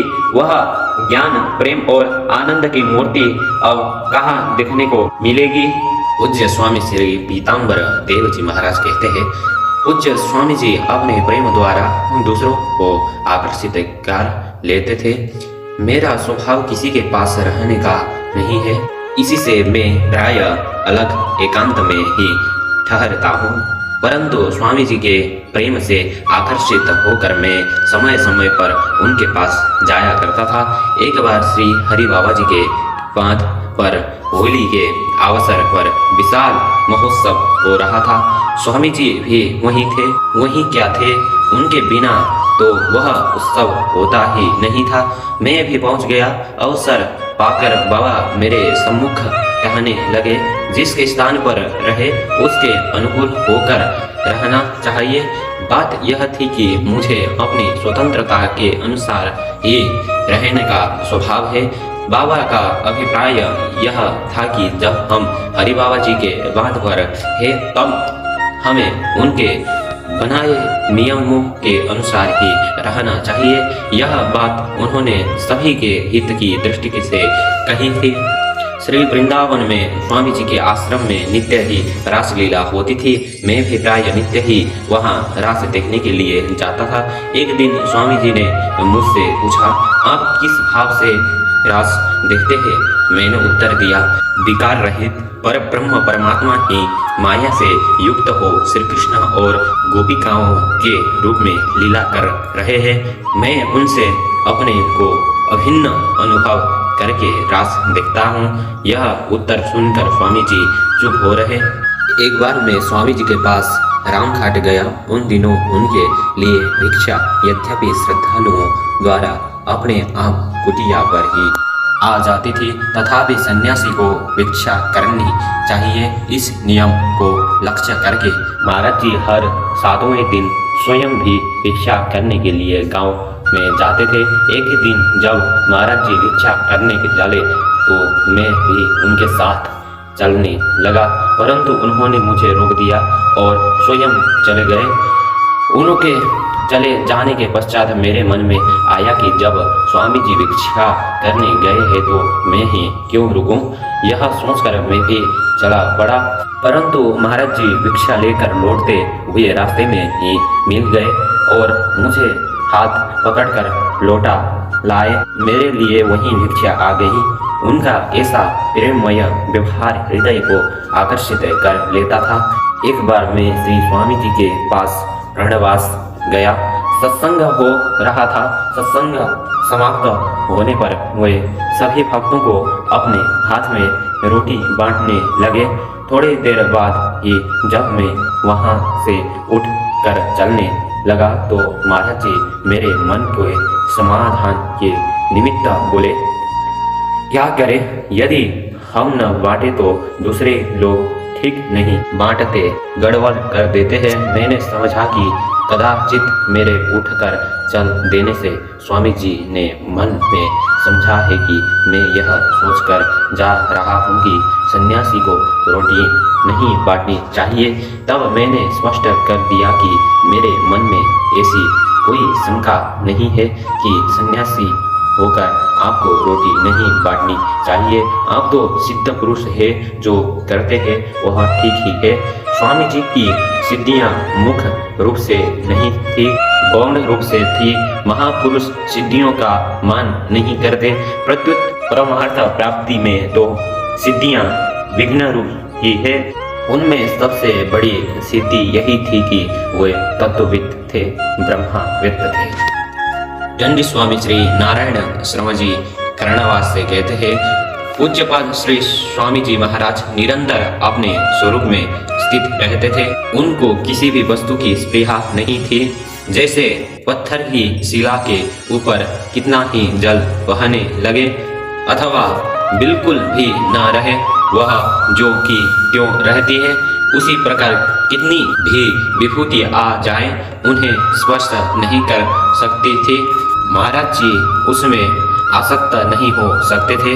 महाराज जी जैसे पहले थे वैसे ही विभूतियों के आने पर भी रहे, कभी स्वरूप से चलायमान नहीं हुए। अब भी महाराज जी वैसे ही है। हम उनके संबंध में क्या ही लिख सकते हैं, उनकी महिमा तो अनंत है। श्री स्वामी श्री कृष्णानंद जी महाराज बम्बई वाले कहते हैं, अनंत कोटि ब्रह्मांड नायक सर्वेश्वर श्री हरि की कृपा से सज्जन और दुर्जन सभी मिलते हैं। मैं मंद वैराग्य होने के कारण बम्बई से भाग कर अनुपसहर श्री गंगा जी के तट पर श्री भोले बाबा जी के पास आया। 4-6 दिन रहने के बाद सुना कि रामघाट में श्री उड़िया बाबा जी और बांध पर श्री हरि बाबा जी अच्छे संत हैं। तब मैंने रामघाट जाकर श्री उड़िया बाबा जी महाराज के दर्शन किए। उनके दर्शन से मुझे अपार सुख हुआ और यह भावना हुई कि ये श्री रामकृष्ण परमहंस है। तब से बाबा को मैं निरंतर गुरु और ईश्वर रूप से ही देखता रहा हूँ तथा उनके सामने अपने को स्वामी विवेकानंद की श्रेणी में मानता हूँ। बाबा की कृपा से मुझे बड़ी बड़ी बातें समझने को मिली। मुझे दिनहीन ब्राह्मण समझकर आप मुझ पर सदैव दया कृपा रखते थे। आपकी कृपा से मुझे बड़े बड़े संत महात्माओं के दर्शन का सौभाग्य प्राप्त हुआ था।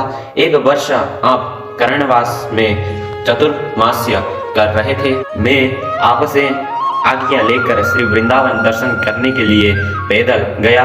वहाँ मुझे अनुभव तो बड़े अच्छे हुए, परंतु अन्न का और ठहरने का कोई ठिकान नहीं था। 1 महीना ठहर कर मैं कर्णवास लौट आया। बाबा ने मुझसे पूछा कि वृंदावन में क्या देखा। मैंने उत्तर दिया, प्रभु भगवान के धाम में बड़ा ही सुख हुआ, परंतु रहने और खाने का कोई ठिकाना न लगा। इससे बहुत कष्ट हुआ।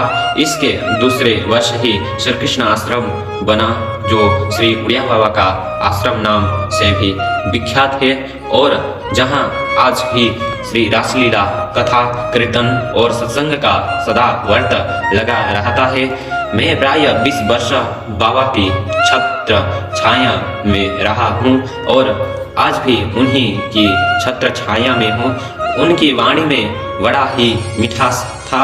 उनके उपदेश में सहस्त्रों नर नारी कल्याण पथ पर अग्रसर हुए और हो रहे थे।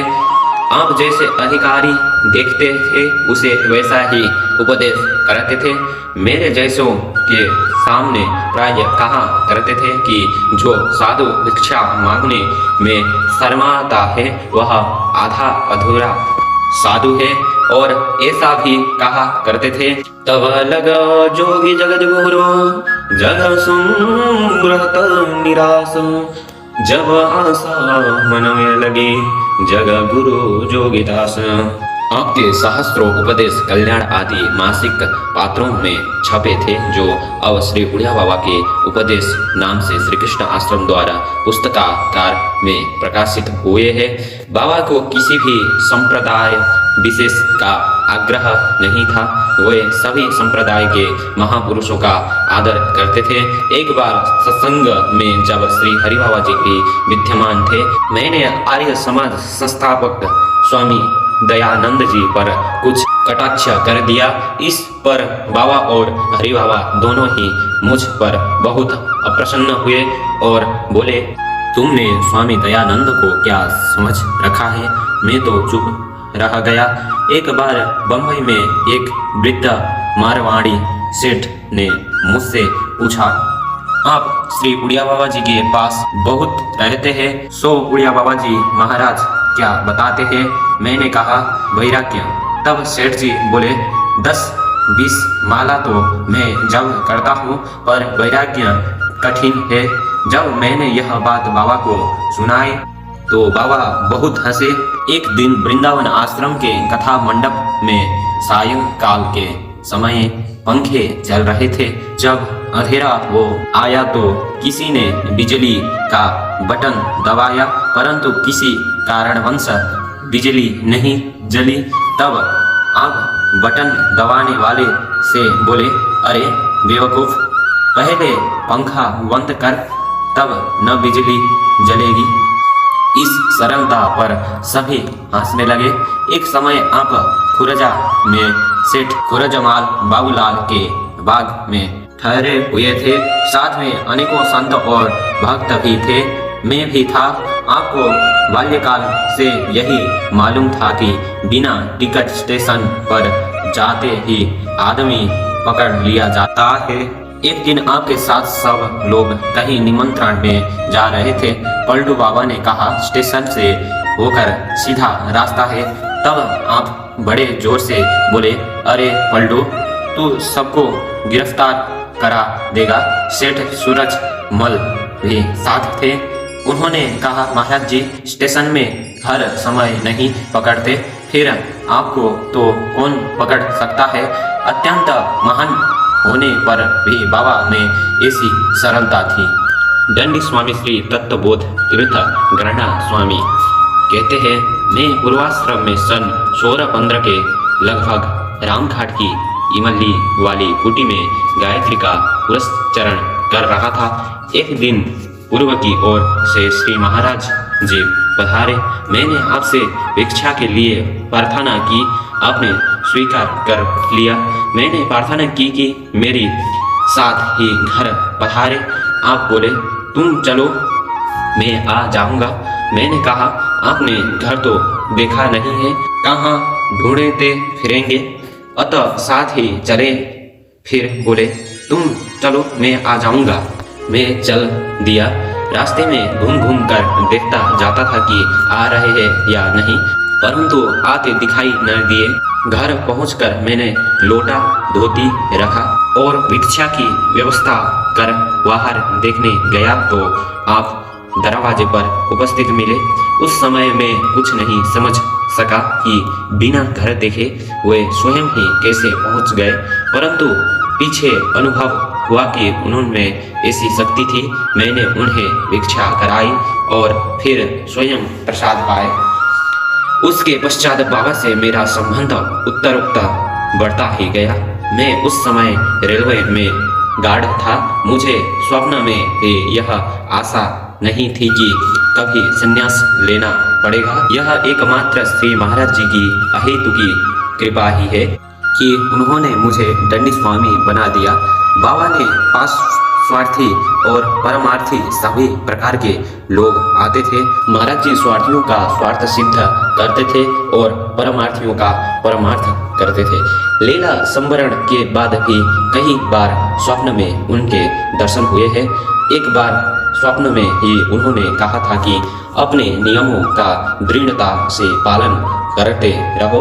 उनकी सर्वदा ही बड़ी कृपा रही है। उनकी कृपा से मेरे जीवन में अनेकों लाभ हुए हैं, जिनका मैं वर्णन नहीं कर सकता। स्वामी श्री विश्वबंधु जी सत्यार्थी अलहदादपुर अलीगढ़ से कहते हैं, पूज्य श्री उड़िया बाबा जी के प्रथम दर्शन मुझे खुरजा में सन 1621 में हुए थे। उन दिनों में तिलक पाठशाला सिकरा में अध्यापन कार्य करता था। एक प्रेमी सज्जन ने मुझे उनके खुरजा पधारने की सूचना दी और मैं तुरंत चला आया। उस समय जब तक महाराज जी खुरजा में रहे, मैं बारंबार उनकी सेवा में रहा। एक दिन घूमते घूमते बाबा सिद्धेश्वर मंदिर गए, साथ में मैं भी था। वहाँ उन्होंने मुझे सिद्धासन और भ्रुकुटी के मध्य में दृष्टि रखकर ध्यान करने की पद्धति बताई और कहा कि 2.5 घंटा दृष्टि स्थिर होने पर आसन उठ जाता है तथा सब प्रकार की सिद्धियां प्राप्त हो जाती है। सन 1621 के बाद में प्राय प्रति वर्ष उनके चरणों में जाता रहा हूँ। इसे से मुझे जो लाभ हुआ है उसका अनुमान तो मैं भी नहीं कर सकता। एक बार मैं बाबा के दर्शनार्थ कर्णवास गया। वहाँ मैं खुरजा से पैदल ही गया था, इसलिए बहुत थका गया था। पहुँचते ही मालूम हुआ कि बाबा तो अनुपसहर चले गए हैं। मैं उसी समय अनुपसरहद को चल दिया। वहां पहुंचते पहुंचते रात्रि हो गई, अतः बाबा के चरणों में प्रणाम किया और एक वृक्ष के नीचे जा पड़ा। उन्हें यह बात असह्य हो उठी। मुझे तलाश कराकर वही प्राय एक शेर दूध भिजवाया। महाराज जी हम पर माता पिता के समान प्यार करते थे। मैंने कई बार अपने हाथ से बनाकर उन्हें भोजन कराया था। महाराज जी मेरे बनाए भोजन को बड़े प्रेम से पा लेते थे। इससे मैं कृतज्ञता का अनुभव कराता था। उनके सत्संग से मैं इस प्रकार पाला जैसे जल से सिंचे जाने पर धीरे धीरे वृक्ष बढ़ता है।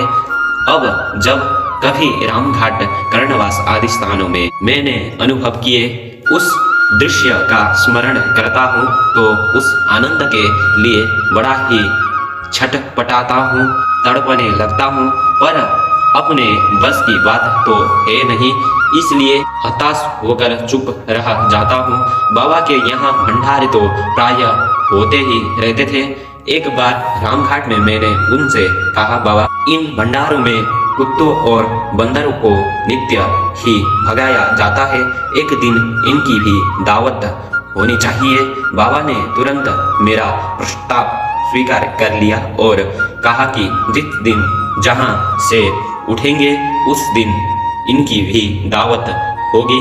फिर मैं तो चला आया, परंतु मैंने सुना था कि वहां कुत्तों और बंदरों की बड़ी अद्भुत दावत हुई थी। उसमें उन्हें पत्तल परोसकर खिलाया गया था। उसमें न जाने कहां कहां के कुत्ते और बंदर आकर सम्मिलित हो गए थे और उनकी बड़ी भारी भीड़ जमा हो गई थी। बाबा को अपनी निंदा सुनकर प्रसन्नता होती थी। एक बार मैंने निंदा को प्रतिकार किया तो बाबा मुझसे बोले, बेटा बस यही स्थिति है। अरे हमको अपनी स्थिति से चलायमान नहीं होना चाहिए। और मुझे लज्जित होना पड़ा। मैंने स्वयं बाबा की स्थिति देखी थी। वे आत्मनिष्ठा के मूर्ति थे, उन्हें कोई हिला नहीं सकता था। उनका आत्मज्ञान अलौकिक था। उन्हें गीता का यह श्लोक बहुत प्रिय था, नान्यं गुणेभ्यः कर्तारं यदा दृष्टान् पश्यति गुणेभ्यश्च परं व्यक्ति मद्भावं सोऽधिगच्छति। एक बार मैंने पूछा कि बाबा आत्मरति किसे कहते हैं? इसका उन्होंने बड़ा ही सुंदर उत्तर दिया। बोले, बेटा सब प्रकार की रतियों के अभाव को ये आत्मरति कहते हैं। इस उत्तर की यदि व्याख्या की जाए तो इसकी विशेषता का पता लगा सकता है, परंतु विचारशील स्वयं ही इसका अनुभव करें। मैं तो इसे यहीं छोड़ देता हूँ, विशेष लिखने की प्रेरणा नहीं है। स्वामी श्री सनातन देव जी वृंदावन से कहते हैं, सन 1622 की बात है। एक दिन श्री ऋषि जी ने कहा, एक बहुत अच्छे महात्मा हरसहा यमल के बाग में ठहरते हुए हैं। लोग उन्हें बुढ़िया बाबा कहते हैं। मैं इस समय से प्राय 1 वर्ष पूर्व स्वास्थ्य बिगड़ जाने के कारण कॉलेज छोड़ चुका था और इस प्रकार विद्यार्थी जीवन से विदाई लेकर कामकाज की खोज में रहता था। इस बाह्य दृष्टि से ही नहीं, आंतरिक दृष्टि से भी यह मेरे जीवन का परिवर्तन का टर्निंग पॉइंट था। कॉलेज के 1 वर्ष में ही मेरे जीवन में एक नवीन परिवर्तन हुआ। उससे पहले मैं अपने जीवन में एक प्रसिद्ध साहित्य सेवी और समाज सुधारक बनना चाहता था, परंतु भगवत कृपा से इस वर्ष मुझे भगवान बुद्धि, श्री चैतन्य महाप्रभु, स्वामी राम तीर्थ और महात्मा गांधी, इन 4 महापुरुषों की जीवनियां और उपदेश पढ़ने का सुअवसर प्राप्त हुआ। उसका प्रभाव मेरे चित्त पर यह पड़ा कि उसकी अभिरुचि प्रधानतया आध्यात्मिकता की ओर हो गई और चरित्र निर्माण में भी जहाँ पहले बाह्य व्यवहार पर अधिक दृष्टि थी, वहाँ आंतरिक शोधन की प्रधानता हो गई। इस स्वाध्याय और सुधार में सबसे अधिक प्रेरणा मुझे मिली थी श्री ऋषि जी से ही, अतः उनकी बात का स्वभाव से ही मेरे हृदय में बड़ा आदर था। उस समय तक यद्यपि साधु सन्यासियों के पास जाने का मेरा स्वभाव नहीं था, तथापि ऋषि जी के कहने पर मैं उसी दिन अथवा दूसरे रोज हर सहाय मल के बाग में गया। वहां मैंने देखा एक श्याम वर्ण पतले दूल्हे मध्यम काय महात्मा चटाई बिछाए बैठे हैं। उनके पास जो दर्शनार्थी आते हैं वे कुछ मिष्टान या फल आदि भी लाते हैं, परंतु वे स्वयं उनमें से कुछ भी ग्रहण नहीं करते, सब आने जाने वालों को ही बांट देते हैं। शरीर दुबला पतला होने पर भी महाराज में एक अपूर्व ओज और तेज है। दर्शकों का आंखों के प्रति अद्भुत आकर्षण है। हर समय कुछ सत्संग चर्चा भी चलती रहती है। दिन भर आने जाने वालों का भीड़ लगा रहता है, किंतु रात को वहां कोई नहीं रह सकता। ब्रह्मचारी बद्री प्रसाद जिनके साथ आप खुरजा पधारे थे, पास ही किसी दूसरे स्थान में रहते थे। यह ज्येष्ठ का महीना था, परंतु रात्रि में आप कमरे के सारे दरवाजे बंद करके भीतर ही रहते थे। इन दिनों आपका ध्यान अभ्यास बहुत बड़ा हुआ था, अतः शीतोष्ण का तो कोई प्रश्न ही नहीं था। अधिकांश रात्रि ध्यान समाधि आदि में ही होती थी। उसको गुप्त रखने के लिए ही आपकी यह तीव्र तितिक्षा थी। उस समय तक महात्माओं से मिलने और बातचीत करने का तो मेरा स्वभाव था ही नहीं। मैं केवल आपके दर्शनों के लिए आता था। आप इन दिनों मधुकरी ही करते थे, किसी का निमंत्रण आदि स्वीकार नहीं करते थे। एक दिन मध्याह्न नोक्तर काल में मैं कुटी पर गया हुआ था। आप तब तक भिक्षा करके लौट रहे थे। भिक्षा के पश्चात बस्ती में मैं ही किसी भक्त के यहाँ ठहर गए थे। थोड़ी देर में आप पधारे, मैंने चरण स्पर्श किए, फिर महाराज जी भी ठहर गए और खड़े खड़े ही बोले, तुम क्या करते हो? मैंने कहा, अभी तो कुछ नहीं करता, प्राय 1 वर्ष हुआ कॉलेज छोड़ा है, किसी काम की खोज में हूँ। महाराज जी ने कहा, क्या करने का विचार है? मैंने कहा, मैं ऐसा कोई काम नहीं करना चाहता जो धर्म या देश के विरुद्ध हो। सरकारी नौकरी करने का भी मेरा विचार नहीं है। व्यापार आदि में लोग प्राय मिथ्या भाषण का आश्रय लेते हैं, अतः मेरा विचार तो किसी राष्ट्रीय विद्यालय का गुरुकुल आदि में अध्यापन अथवा किसी समाचार पत्र में संपादन कार्य करने का है। फिर महाराज जी ने कहा, इसके लिए कुछ प्रयत्न भी तुमने किया है? मैंने कहा, हाँ, गुरुकुल वृंदावन में कोई स्थान मिल जाने की संभावना है। वहाँ के प्रधानाध्यापक मेरे मित्र है। बस यही श्री महाराज जी से मेरी पहली बातचीत हुई थी। उस समय आपने मुझे गुरुकुल की नौकरी करने के लिए अनुत्साहित ही किया था। संभवतः उसी दिन सायंकाल में मैं फिर गया। अनेकों भक्तजन बैठे हुए थे। उनमें खुरजा के सुप्रसिद्ध दानी और धर्मनिष्ठ सेठ गौरी शंकर गोइनका भी थे। उन्होंने प्रार्थना की, महाराज जी, कल भिक्षा के लिए दास के घर की और पधारने की कृपा करें। महाराज जी ने कहा, हाँ, जाऊंगा तो उधर भी हो आऊंगा। सेठ ने कहा, किस समय पधारेंगे? मुझे मालूम हो जाए तो मैं भी वहां उपस्थित रहूं। महाराज जी ने कहा, मुझे तुम्हारी क्या आवश्यकता है? जाऊंगा तो स्वयं ही रोटी ले आऊंगा। इस पर सेठ जी चुप हो गए।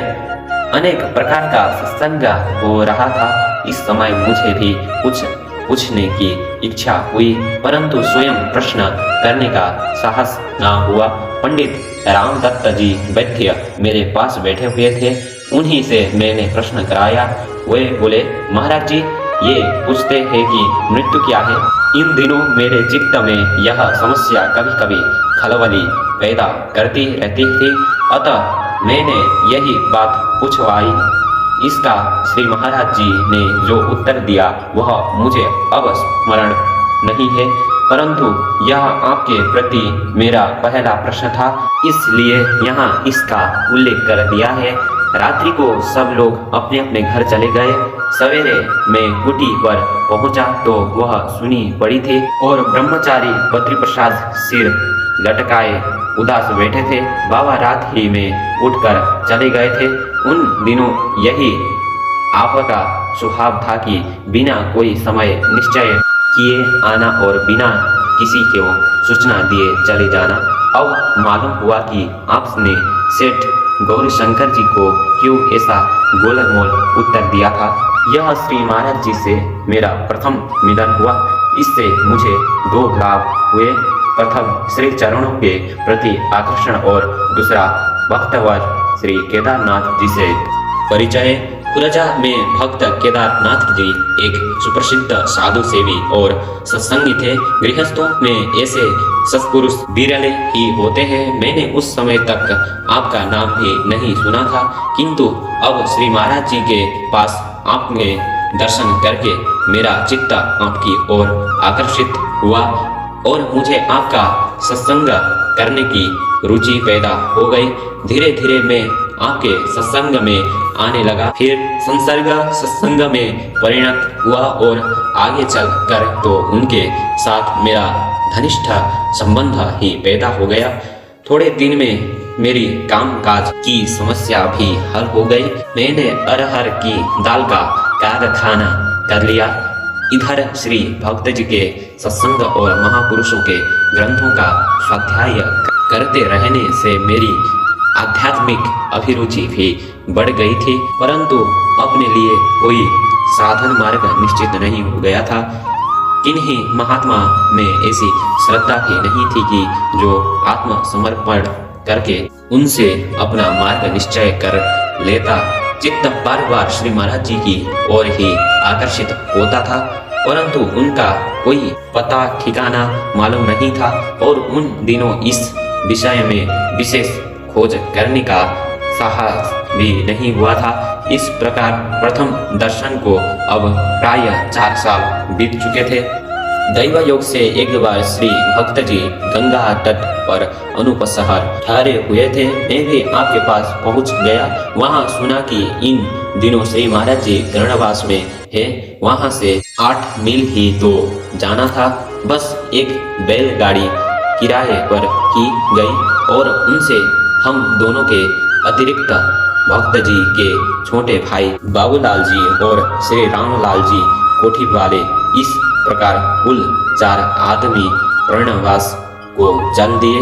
वहां पहुंचे तो देखा श्री महाराज जी पंडित किशोरीलाल के बगीचे की धर्मशाला के बीच वाले कमरे में एक लंबी चौकी पर बैठे हैं और उनको भक्त आपके आसपास बैठे हुए खिलवाड़ सा कर रहे हैं। हम पहुंचे तो आप उठकर बाहर बरामदे में बैठ गए और फिर परमार्थ चर्चा होने लगी। इस समय तक मुझे तो कोई प्रश्न आदि करना आता नहीं था। श्री भक्त जी के साथ ही महाराज जी की बात होती रही। वे ही हम सबके अनुभव थे, किंतु मेरे चित्त में प्रश्न उठते न हो ऐसी बात नहीं थी। कुछ दिनों से श्री राम कुमार दारोगा के उपदेश से मैं हर समय मन ही मन 12 अक्षर मंत्र का जाप करने लगा था, परंतु इतने से ही चित्त संतुष्ट नहीं था। मुझे एक निश्चित और शीघ्र लक्ष्य की प्राप्ति करने वाले साधन की उपेक्षा थी, परंतु इन सब गुरुजनों के सामने श्री महाराज जी से ऐसी कोई प्रार्थना करने का साहस नहीं हुआ। तथापि इस समय आप जो बात कह रहे थे वह मुझे ऐसी लगती थी कि मानो मेरे ही लिए कह रहे हैं। उनमें मुझे अपनी स्थिति का उल्लेख और कर्तव्य का निर्देश दिखाई देता था। इसके सिवा इस समय मुझे एक और बड़ा विलक्षण अनुभव हुआ। मेरे चित्त आरंभ से ही बड़ा नीरस सा है। किसी भी व्यक्ति के प्रति मेरा विशेष आकर्षण नहीं होता, परंतु इस समय श्री महाराज जी के प्रति चित्त ऐसा आकर्षित हो रहा था कि बार बार उन्हें आलिंगन करने की इच्छा होती थी। बस इतना अनुभव लेकर ही सबके साथ मैं भी वहां से लौट चला। रास्ते में हम लोग आपस में श्री महाराज जी के विषय में ही चर्चा करने लगे। भक्त जी तो आपकी अद्भुत निष्ठा और विरक्ति पर मुग्ध ही थे। लाल रामलाल जी कोठी वाले आर्य समाजी विचारों के थे, परंतु इस समय वे भी कहाँ रहे थे कि महाराज जी के हृदय में आनंद का ऐसा उद्रेक जान पड़ता है कि मानो वह बड़ा न समा सकने के कारण बाहर भी छलकर रहा हो। उसके प्रभाव से समीपवर्ती लोग भी आनंद में मग्न हो जाते हैं। मैं तो उनके बच्चे की तरह था। जब मैंने उनसे अपने मन की बात कही कि मेरा चित्त तो बार बार उनका आलिंगन करने को होता था, तो उन्होंने मुझे झिड़क दिया। शायद वे मोहवश मुझे एक त्यागी विरागी संत की आसक्ति में फंसा देखना नहीं चाहते थे। चलते समय श्री महाराज जी ने हमें शीघ्र ही अनुपसहर पधारने का आश्वासन दिया था। अतः चित्त में यह संतोष था कि अब कुछ दिन निरंतर सत्संग का स्वावसर प्राप्त होगा। प्राय एक सप्ताह में आप अनुपसहर पधारे और माता की गढ़ीवाली कुटी में आसन किया, जहां जीवन में पहली बार मैंने भक्त प्यारे लाल जी को आपकी पूजा करते देखा। अब तो बराबर आपके पास मेरा आना जाना रहता ही था। अतः मैंने अपने लिए कोई निश्चित साधन बताने की प्रार्थना की, परंतु आप टाल टूल ही करते थे। मेरी मुख्य समस्या यह थी, मैंने कुछ भक्ति ग्रंथों को तो देखा ही था। महाप्रभु श्री गौरंग देव का जीवन चरित्र लॉर्ड गौरंग भी पढ़ चुका था और इन्हीं दिनों अक्टूबर अश्विनी कुमार दत्त का भक्ति योग भी पढ़ा था। इन ग्रंथों में मैंने भक्ति के अश्रु कंप आदि अष्ट सात्विक भावों की बात पढ़ी थी। उससे कुछ काल पूर्व मैंने पूज्य श्री हरिबाबा जी के भी दर्शन किए थे। उनके संकीर्तनों में उन दिनों लोग को बड़े बड़े भावावेश होते थे। श्री भक्त जी को भी मैंने घंटों रोते देखा था, परंतु मुझे न तो संकीर्तन की ही कोई विलक्षण आनंद आता था और न कभी कोई सात्विक भाव ही होता था।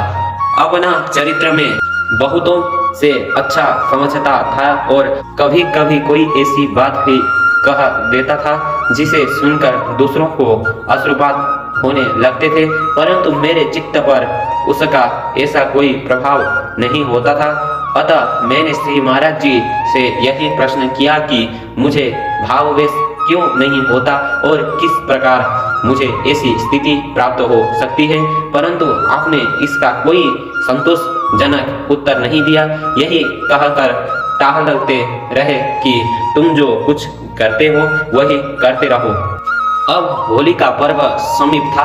बांध पर पूज्य श्री हरिबाबा जी उत्सव का आयोजन कर रहे थे। वहां से उन्होंने 4 आदमी को श्री महाराज जी को लेने के लिए भेजे। दूसरे ही दिन श्री महाराज जी ने अपने भक्त परिकर के सहित बांध के लिए प्रस्थान किया। मैं और भक्त जी भी आपके साथ पैदल ही चले।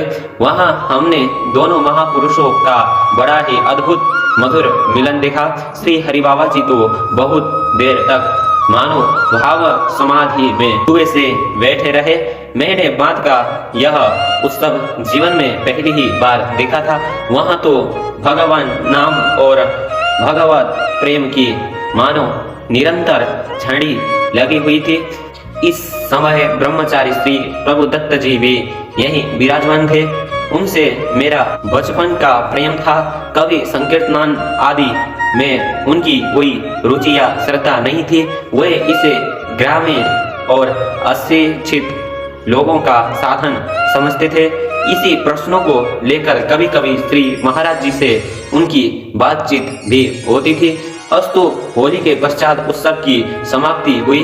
श्री महाराज जी ने वहां से हरिद्वार के कुंभ में पहुंचने के लिए प्रस्थान किया और हम सब अपने अपने घरों को लौट आए। यह सन 1626 की बात है। मैं वहां से एक नवीन प्रकार का अनुभव लेकर लौट रहा था।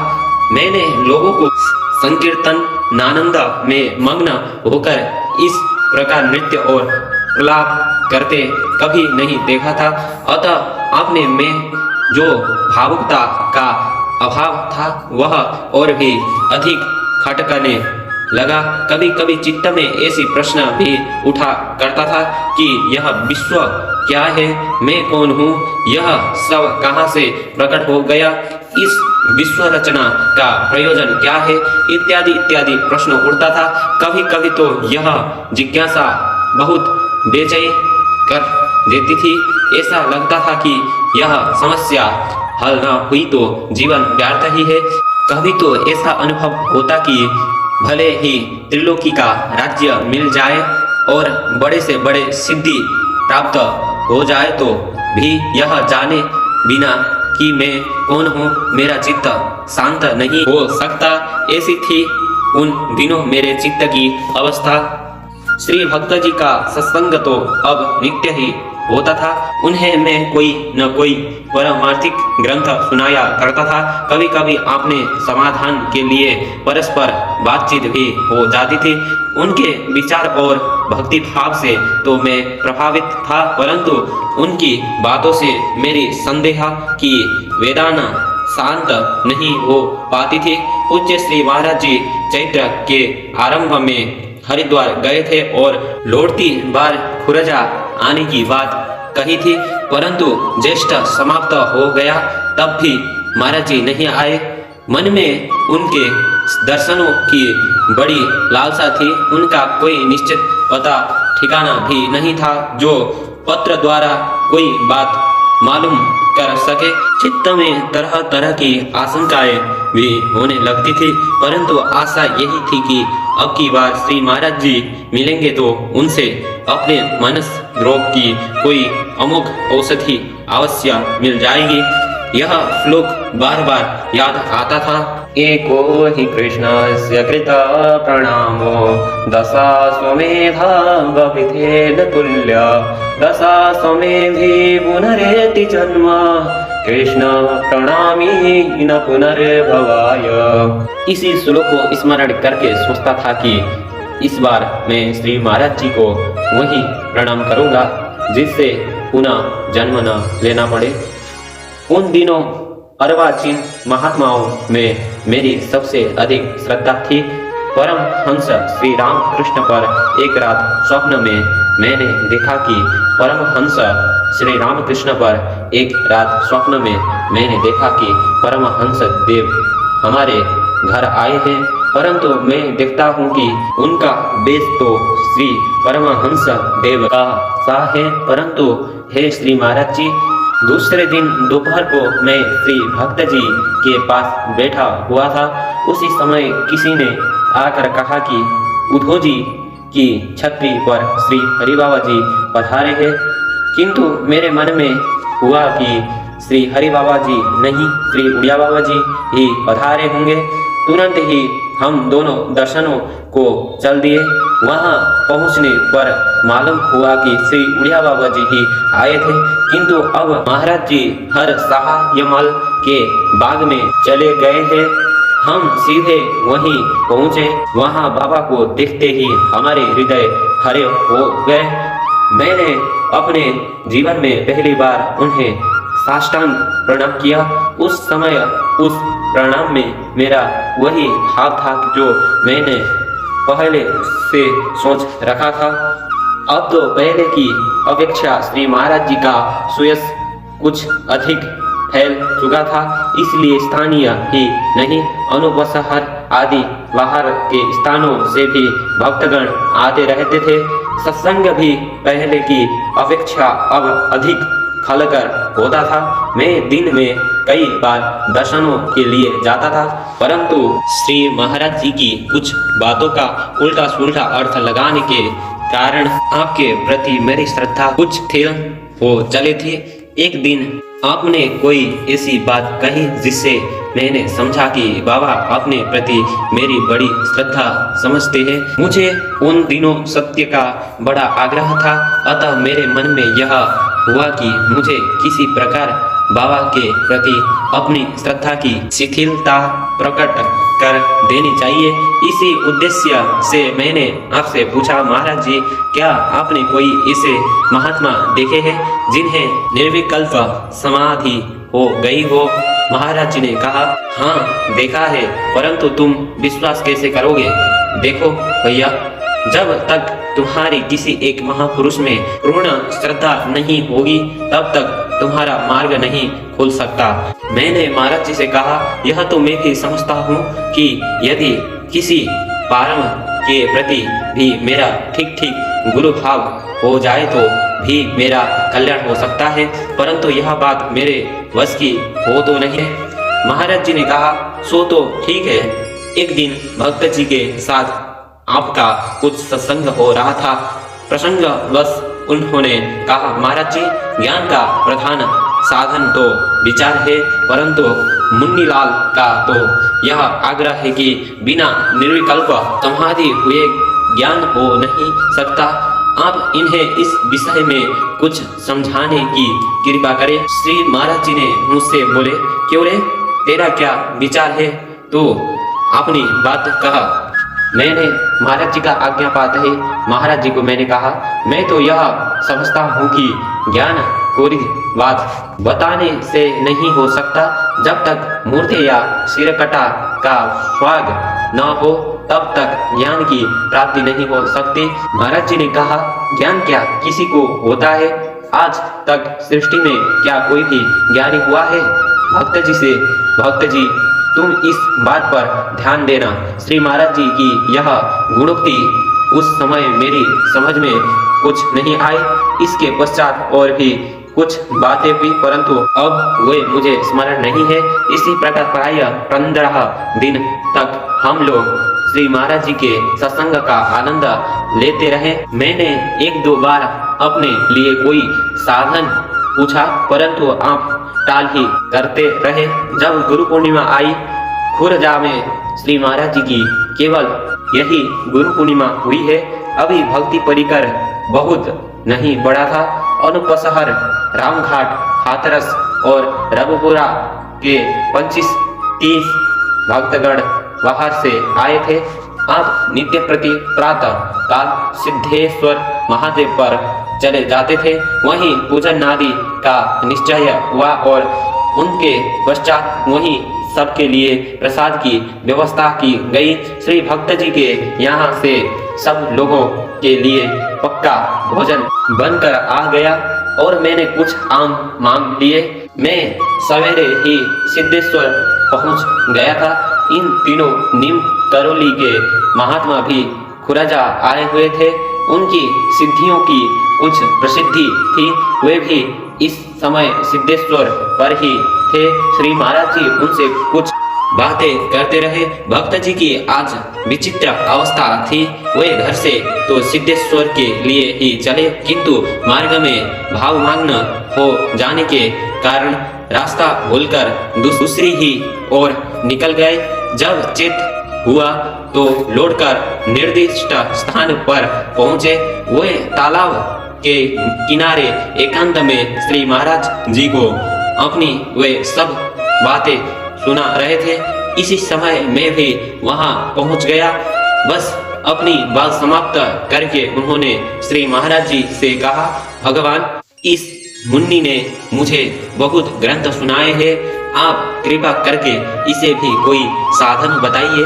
ऐसा कहकर वे उठ गए और अब वहां मैं और श्री महाराज जी रह गए। आज मेरा भाग्योदय हुआ। मैंने इतने दिनों से कई बार श्री महाराज जी से अपने लिए कोई साधन पूछा था, परंतु महाराज जी बराबर टाल ही करते रहे। इसका क्या कारण था सो तो वही जाने। आज बोले, मेरे विचार से तुम्हारी प्रवृत्ति साकारोपासना में नहीं हो सकती। तुम्हारी बुद्धि तर्क प्रधान है। इसके लिए तो शुद्ध श्रद्धा की आवश्यकता है। सो रूप और नाम में तो तुम्हारी श्रद्धा हो सकती है, किंतु लीला और धाम में होनी कठिन है।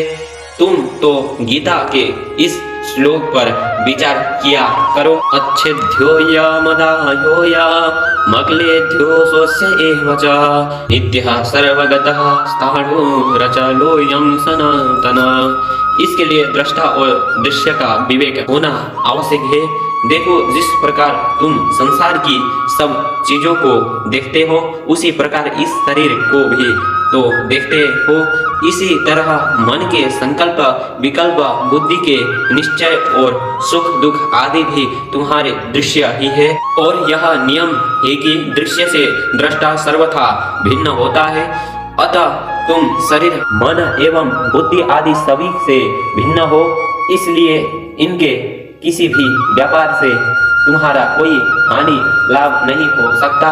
बस तुम उठते बैठते चलते फिरते हर समय अपने को इनसे अलग देखा करो।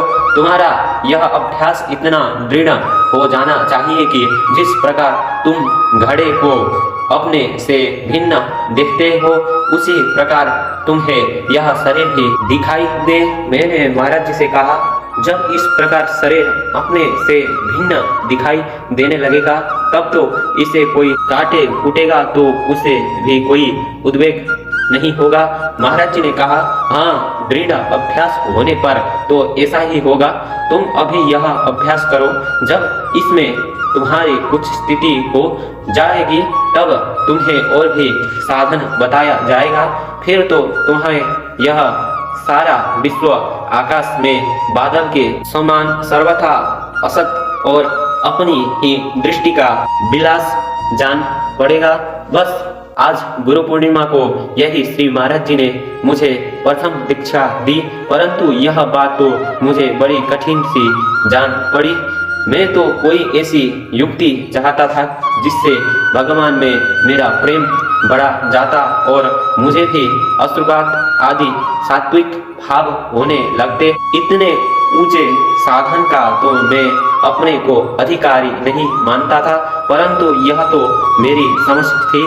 शिक्षा के यथावत अधिकार को तो तत्वदर्शी गुरुदेव ही जानते हैं। अस्तु, इसके पश्चात सब लोगों ने श्री महाराज जी का पूजन किया। फिर पंक्ति में बैठकर एक साथ प्रसाद पाया और कुछ देर विश्राम करके वहां से हर साहा यमल के बाग को लौट आए। दोपहर पश्चात में श्री भक्त जी के घर गया। उन्होंने पूछा, क्यों श्री महाराज जी ने तुम्हें कोई साधना बताया? मैंने सब बातें सुनाकर वहां साधन तो बताया, परंतु मुझे तो यह अपनी योग्यता से पहले जान पड़ता है। भला जब मैं अपने को शरीर आदि से परे अनुभव करने लगूंगा तो और शेष ही क्या रहेगा? अभी मेरी ऐसी योग्यता कहाँ है? मैं तो चाहता था कोई भजन की युक्ति बता देते। फिर भक्त जी ने कहा, हाँ, बात तो ठीक है। अब तुम महाराज जी से फिर प्रार्थना करो कि भगवान, यह तो बहुत ऊंची बात है, मुझे तो आप कोई भजन की सरल सी युक्ति बताइए। मैं बोला, अब तो उनसे पुनः कुछ कहने की मेरी इच्छा नहीं होती। इतनी बार पूछने पर तो उन्होंने यह बताया है। इस प्रकार अब और कोई बात पूछने की ओर से मैं निराश हो गया। इसके कुछ देर पश्चात मैं बाजार की ओर गया। जब मैं बाजार में चल रहा था, उस समय अकस्मात मेरी मनोवृत्ति समाहित हो गई और मुझे ऐसा लगने लगा मानो शरीर स्वयं ही चल रही है और मैं उसे तटस्थ रूप से देख रहा हूँ। इस विचित्र अवस्था में मुझे बड़ी ही निश्चितता और शांति का अनुभव हुआ तथा ऐसा जान पड़ा कि यदि यह दृष्टि बनी रहे तो फिर कुछ भी हुआ करे, उसकी मुझे क्या परवाह। बस इतने ही से मुझे निश्चय हो गया कि यह साधन मेरे लिए ठीक है, मुझे इसका अभ्यास करना चाहिए। श्री महाराज जी दूसरे दिन प्रातः काल ही खुर्जा से जाने वाले थे, अतः रात्रि में मैं बहुत देर तक उन्हीं के पास रहा। जब सब लोग चले गए तो मैं उन्हें सब बातें बताई और इस विषय में मेरे चित्त में जो अन्य शंकाएं थी उनका समाधान कराया। इस प्रकार श्री महाराज जी के साथ मेरे संपर्क का सूत्रपात हुआ। फिर तो मैं उनके पास बार बार जाने लगा और कुछ ही दिनों में महाराज जी ही मेरे एकमात्र प्रदर्शक हो गए।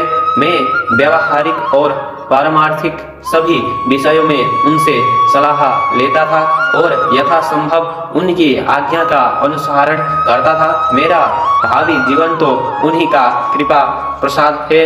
इसमें जो कुछ विकास हुआ है वह सब उन्हीं की देन है और जितनी त्रुटियां हैं वह मेरे प्रमाद, आलस्य और अश्रद्धा के परिणाम है। मेरा चित्त आरंभ से ही बड़ा निराशा है। श्री महाराज जी कहा करते थे, तेरा चित्त सूखी लकड़ी की तरह है, इसमें द्रवता की बहुत कमी है। साधक का चित्त तो जतु लाख की तरह होना चाहिए, जो साधन की कांच लगते ही पानी की तरह पिघल जाए और विषयों की ठंडा के सामने काठ की तरह कड़ा हो जाए। परंतु उन्होंने इस सूखी लकड़ी का भी सदुपयोग कर लिया। उनके सदुपदेशों के औजारों ने इसे पादुकाओं के रूप में गढ़ दिया, जिससे इसे भी उनके चरणों में स्थान मिल गया। शरण में आने पर भला महापुरुष किसे आश्रय नहीं देते। तो भक्तों, आज का संस्मरण में इतना ही। इसके बाद का जो संस्मरण है बाबा का वो अगली वीडियो में लेकर आऊँगा। तो वीडियो को लाइक, कमेंट, सब्सक्राइब जरूर करना, शेयर जरूर करें। ज़्यादा से ज़्यादा लोग बाबा की संस्मरण सुने। सभी को राधे राधे।